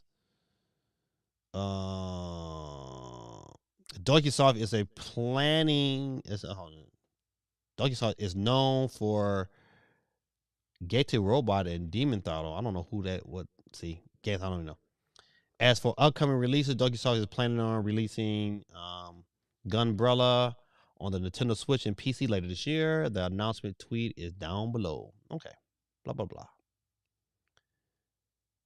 The Virgin Digital is trying to grow. Okay, this is what I want. Nintendo and DNA has launched their joint ventures, Nintendo Systems. Let's look at the story. All right. Nintendo and mobile firm DNA have officially launched their new venture today, which is named Nintendo Systems. That's an interesting name by itself. We'll get back into that. The new venture will see the companies join forces to improve the digital part of Nintendo's business and will ultimately achieve their aim of planning, development, and operation of new services. Okay. The companies announced that they were joining forces in November 2022, and today Nintendo Systems is live alongside a new corporate website, which is in Japanese. Here it is translated. Nintendo Systems was born in April of 2023, led by a team of engineers and Nintendo and DNA to create a system that facilitates the delivery of Nintendo's entertainment to our customers. Now, okay. So we look at it from that standpoint of delivery of Nintendo's entertainment. So that could be games, that could be movies, that could be shows. All right. So it could be it could be a system or systems of different things that can be delivered. Okay. So that it could be just broad more than just games. So I'm assuming because I'm assuming this, right? DNA is, you know what, I think they were like a mobile app company, right? So could Nintendo do a couple things just from the statement here? They could, in turn, create an app that will allow you to be able to watch Nintendo content. That will be able to, I got I'm losing focus. There we go. They can create Nintendo content. They can also be able to showcase their videos, right? Announcements, E3, direct presentations. A lot of things that can be shifted right through this app, and to be able to watch these things, you have to be on the app. They'll probably somehow, some way eliminate the other apps they got. They can probably bring it all to one system that will be beneficial all the way around. So okay. So this to me, this is a good thing. If especially Nintendo guy. The technology surrounding the internet is changing at a dizzying pace and increasing in complexity every day. In this context, Nintendo Systems will leverage the relationship of trust between Nintendo and DNA that has been nurtured through a partnership over 7 years to create new innovations for the world, driven by Nintendo's originality and DNA's knowledge of technology. The development of technology surrounding entertainment is expected to continue to grow. We will continue to take the challenge to bring smiles to the faces as of many customers as possible through Nintendo's entertainment by incorporating a diverse range of technologies. Now, technologies, plural, could be games, could be streaming, could be video, could be audio. It could be a variety of different things that things we haven't even thought of. So it it kind of really puts them in a good light to showcase those things dealing with a new system. So now this is what I started off with the show with earlier about how I hate sometimes that YouTubers, they take information like this here and they be like, oh man, the Nintendo. I saw a couple today, like Nintendo Switch 2 is here, it's arrived, and blah blah blah. It's like, no, it hasn't. It's just, what, a system has been merged. And could the next Nintendo system benefit from the things that are talking about in this article with this website? Absolutely.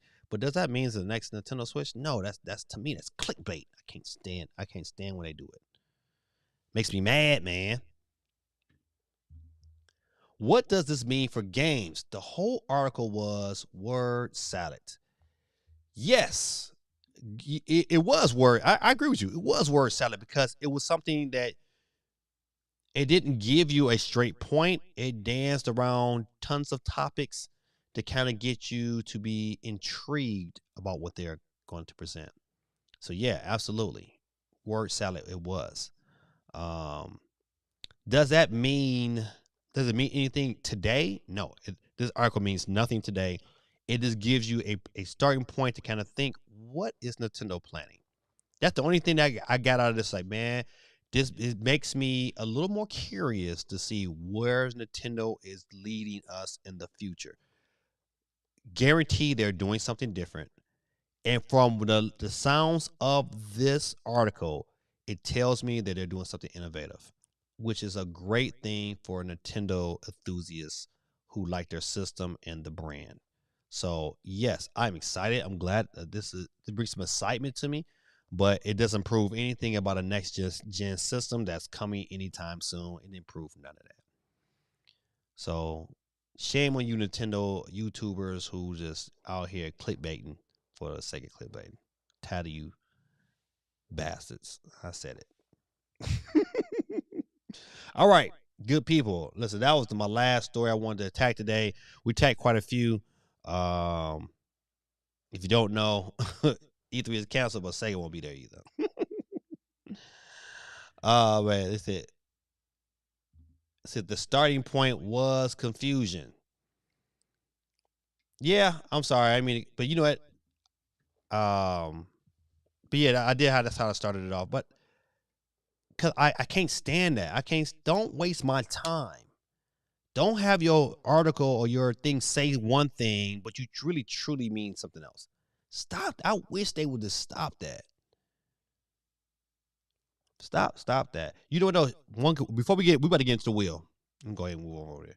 But before I get to the wheel, man, shout out to man, what just happened here? There we go. Shout out to RGT85, man. I'm always be a fan of his content because he keeps it absolutely a buck, and I can appreciate that.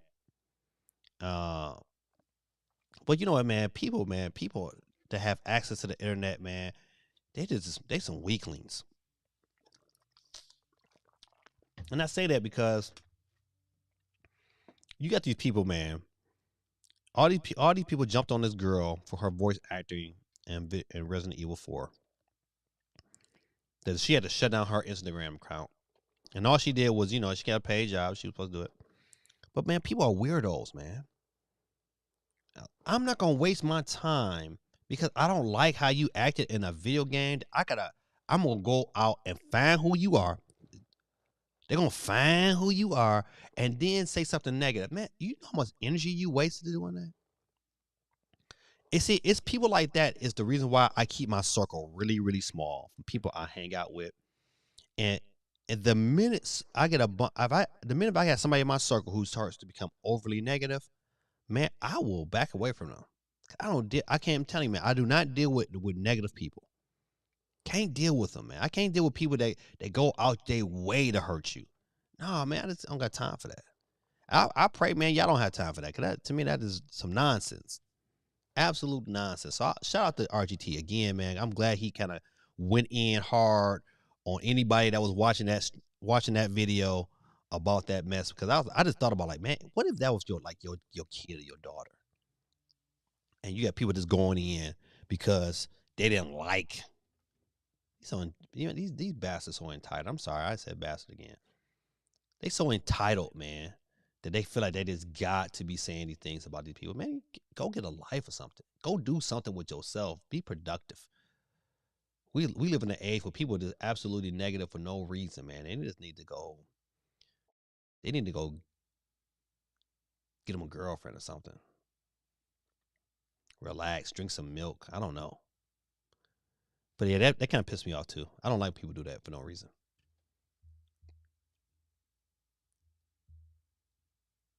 So RGT85 is that guy. Yeah.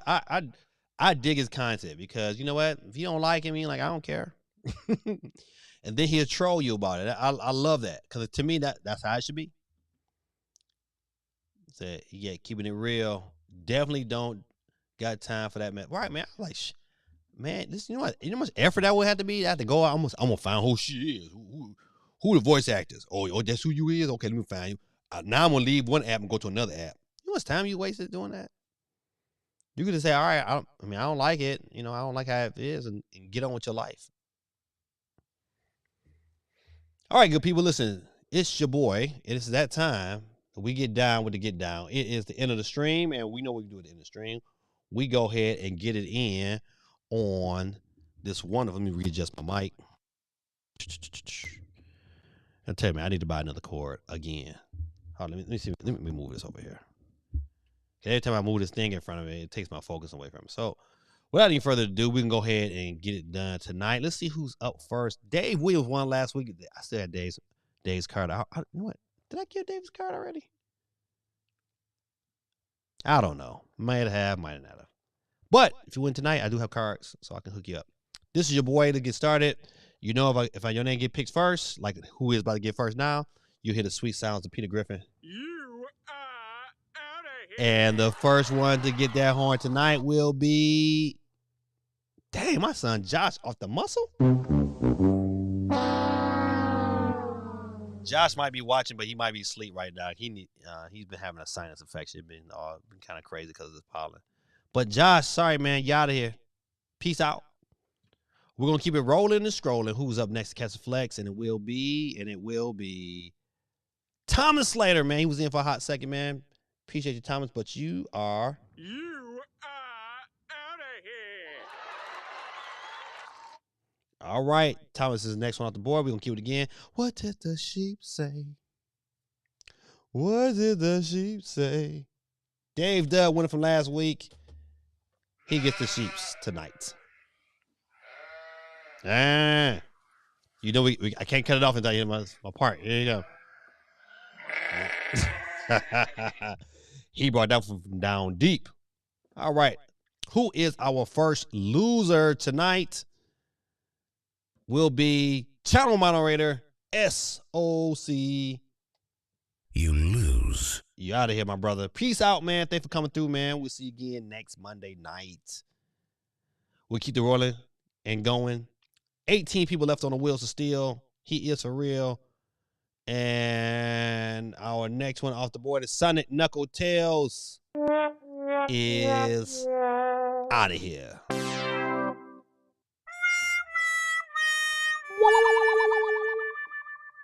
That never gets old, man. Go pirate a car SOC.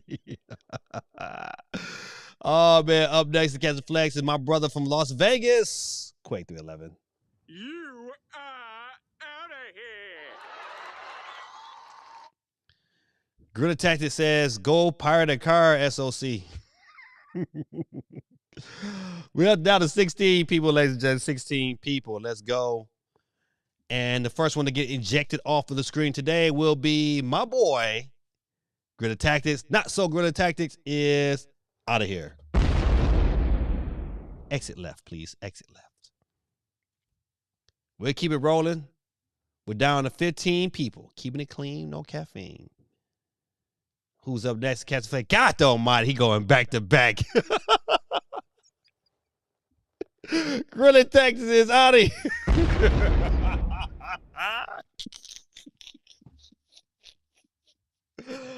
Oh man, my brother. God almighty. I know your vision a little blurry right now, but make the screen a little bit bigger.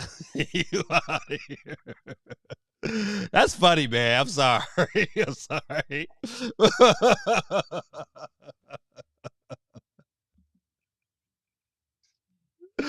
Woo-wee. All right. We're down to 14 people. Oh man. Let's see who's up next to catch the flex. And it will be look like it'll be GD. Oh, Supersonic MJ is out of here. Peace out, my brother. Peace out. Down to 13 people.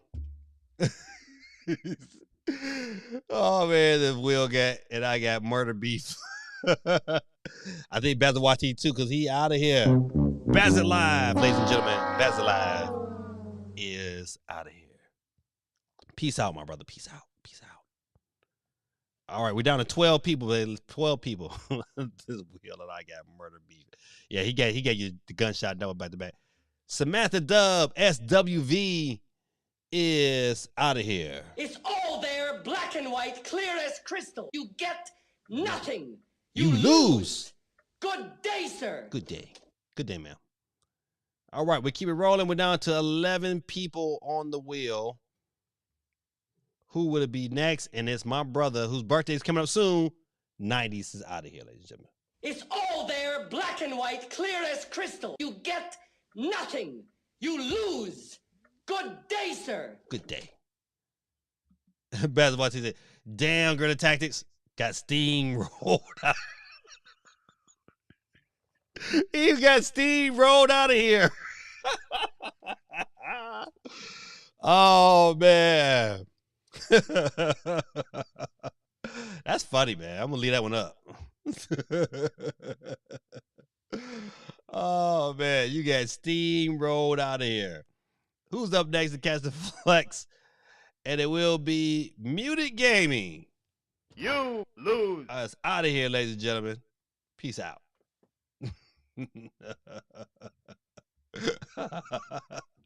90 says this was suspected.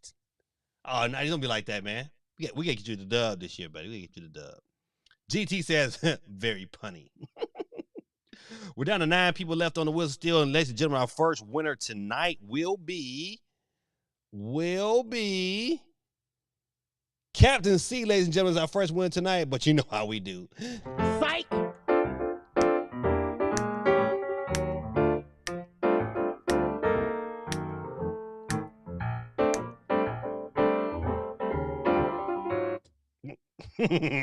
Psych.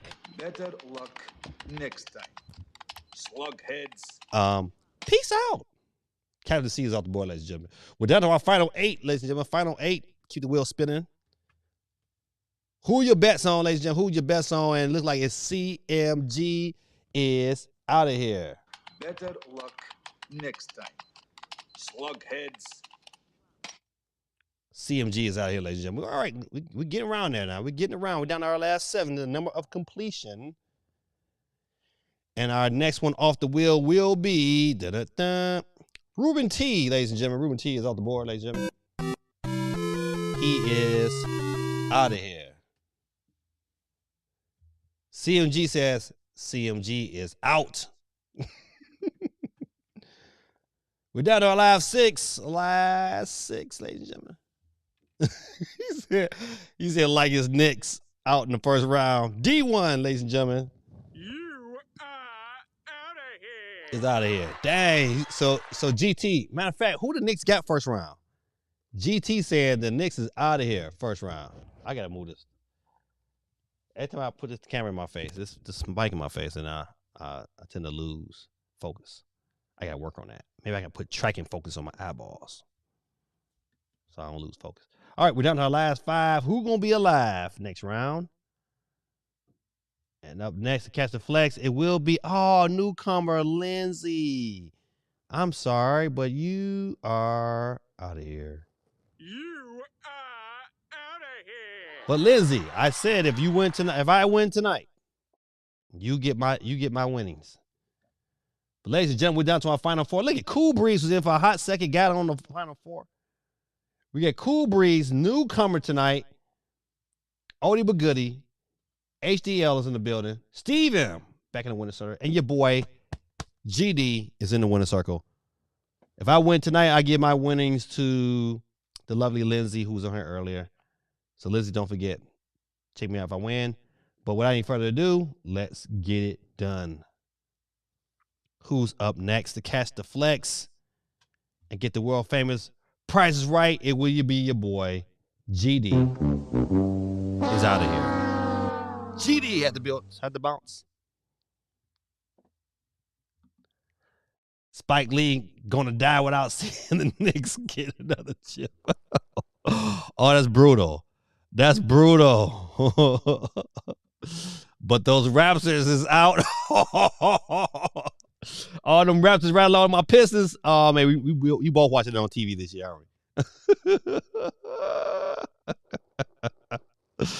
Dang, Spike Lee is gonna die while the Knicks getting another chip. Man, oh man. Oh, we got that play in. Chill. Oh man. So matter of fact, GT, who y'all gotta play to get that play in game? That's gonna be dope. I might watch that game. That game might be competitive. All right, we're down to our final three. Let's see who makes the next round. Ladies and gentlemen, it's going to be, oh, man, look at that. Newcomer, HDL, is out of here. You are out of here. HDL, man, it was a pleasure, man. Love the conversation, man. Hope you come back and join us, man. We had a good time tonight. MSG is going to be on fire. Yeah, but who y'all got though? I think the Knicks ended up with the number 2 seed. I'll say, yeah, it's gonna be off the hook. They might get out that first round. They might even get out that second round, depending on they gotta play. He said Cool Breezy is next. Now Cool Breezy, listen, he didn't made it. Looking like the Bulls. Oh man, ladies and gentlemen, we're down to our final round, and without a shadow of a doubt, it is Steve M and Cool Breeze, 2-channel veterans, ladies and gentlemen, battling it out for the win tonight. Where's Nick Cannon at? Nick Cannon, ladies and gentlemen, from Wildin' Out is my drummer. Nick, hit the drums, please. Tonight's winner, ladies and gentlemen, will be Cool Breeze, ladies and gentlemen. Cool Breeze is out of here. Steve M, my guy, with the win, with the L tonight. Sorry, Steve, with the L. But Cool Breezy with the win, ladies and gentlemen. Kids, give it for Cool Breezy. Cool Breeze with the dub tonight, ladies and gentlemen. We thank y'all for hanging out with your boy, GD, Gaming Dad. He said, see, the Cavs. Oh, okay, the Cavs have the 5th seed. All right, ladies. Cool Breeze with the dub tonight, ladies and gentlemen. Oh, man, listen, what a wonderful night, man. Great conversation, man. Even though it wasn't like a real big news week, we still had some great conversations. I thank y'all for hanging out with me, man. As long as you did, man, I appreciate you. Like I like to do always, man, I think, I like to pray over my people that if you took some time out to spend with me tonight when you could have did anything else in the world, I want to appreciate you, and I just like to pray for you like I always do. And so I just pray that everyone has a great week, that you have a good spirit, that good people come in your life. I pray that your finances grow. I pray that God bless you spiritually and emotionally and financially, that he blesses and touches your health. And I pray that every person that you come in contact with is blessed because you are blessed. I thank y'all for hanging out with your boy. In Jesus' name I pray. Amen. This is your boy Gaming Dad. The final call on the vote. If you have not voted on YouTube yet, this is your opportunity before the stream ends. The question of the day was, are you going to see the Super Mario Brothers movie? 79% said yes. 21% said no.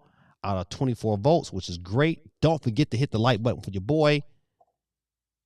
Cool Breeze had the Dark Magician against those tonight. Oh, man. Cool Breeze came in for a hot second, man. He came for a hot second, dipped in, got his name on the board. Said, I like Cool Breeze come through, even in the summertime. But once again, good people, you know how I like to end my show, man.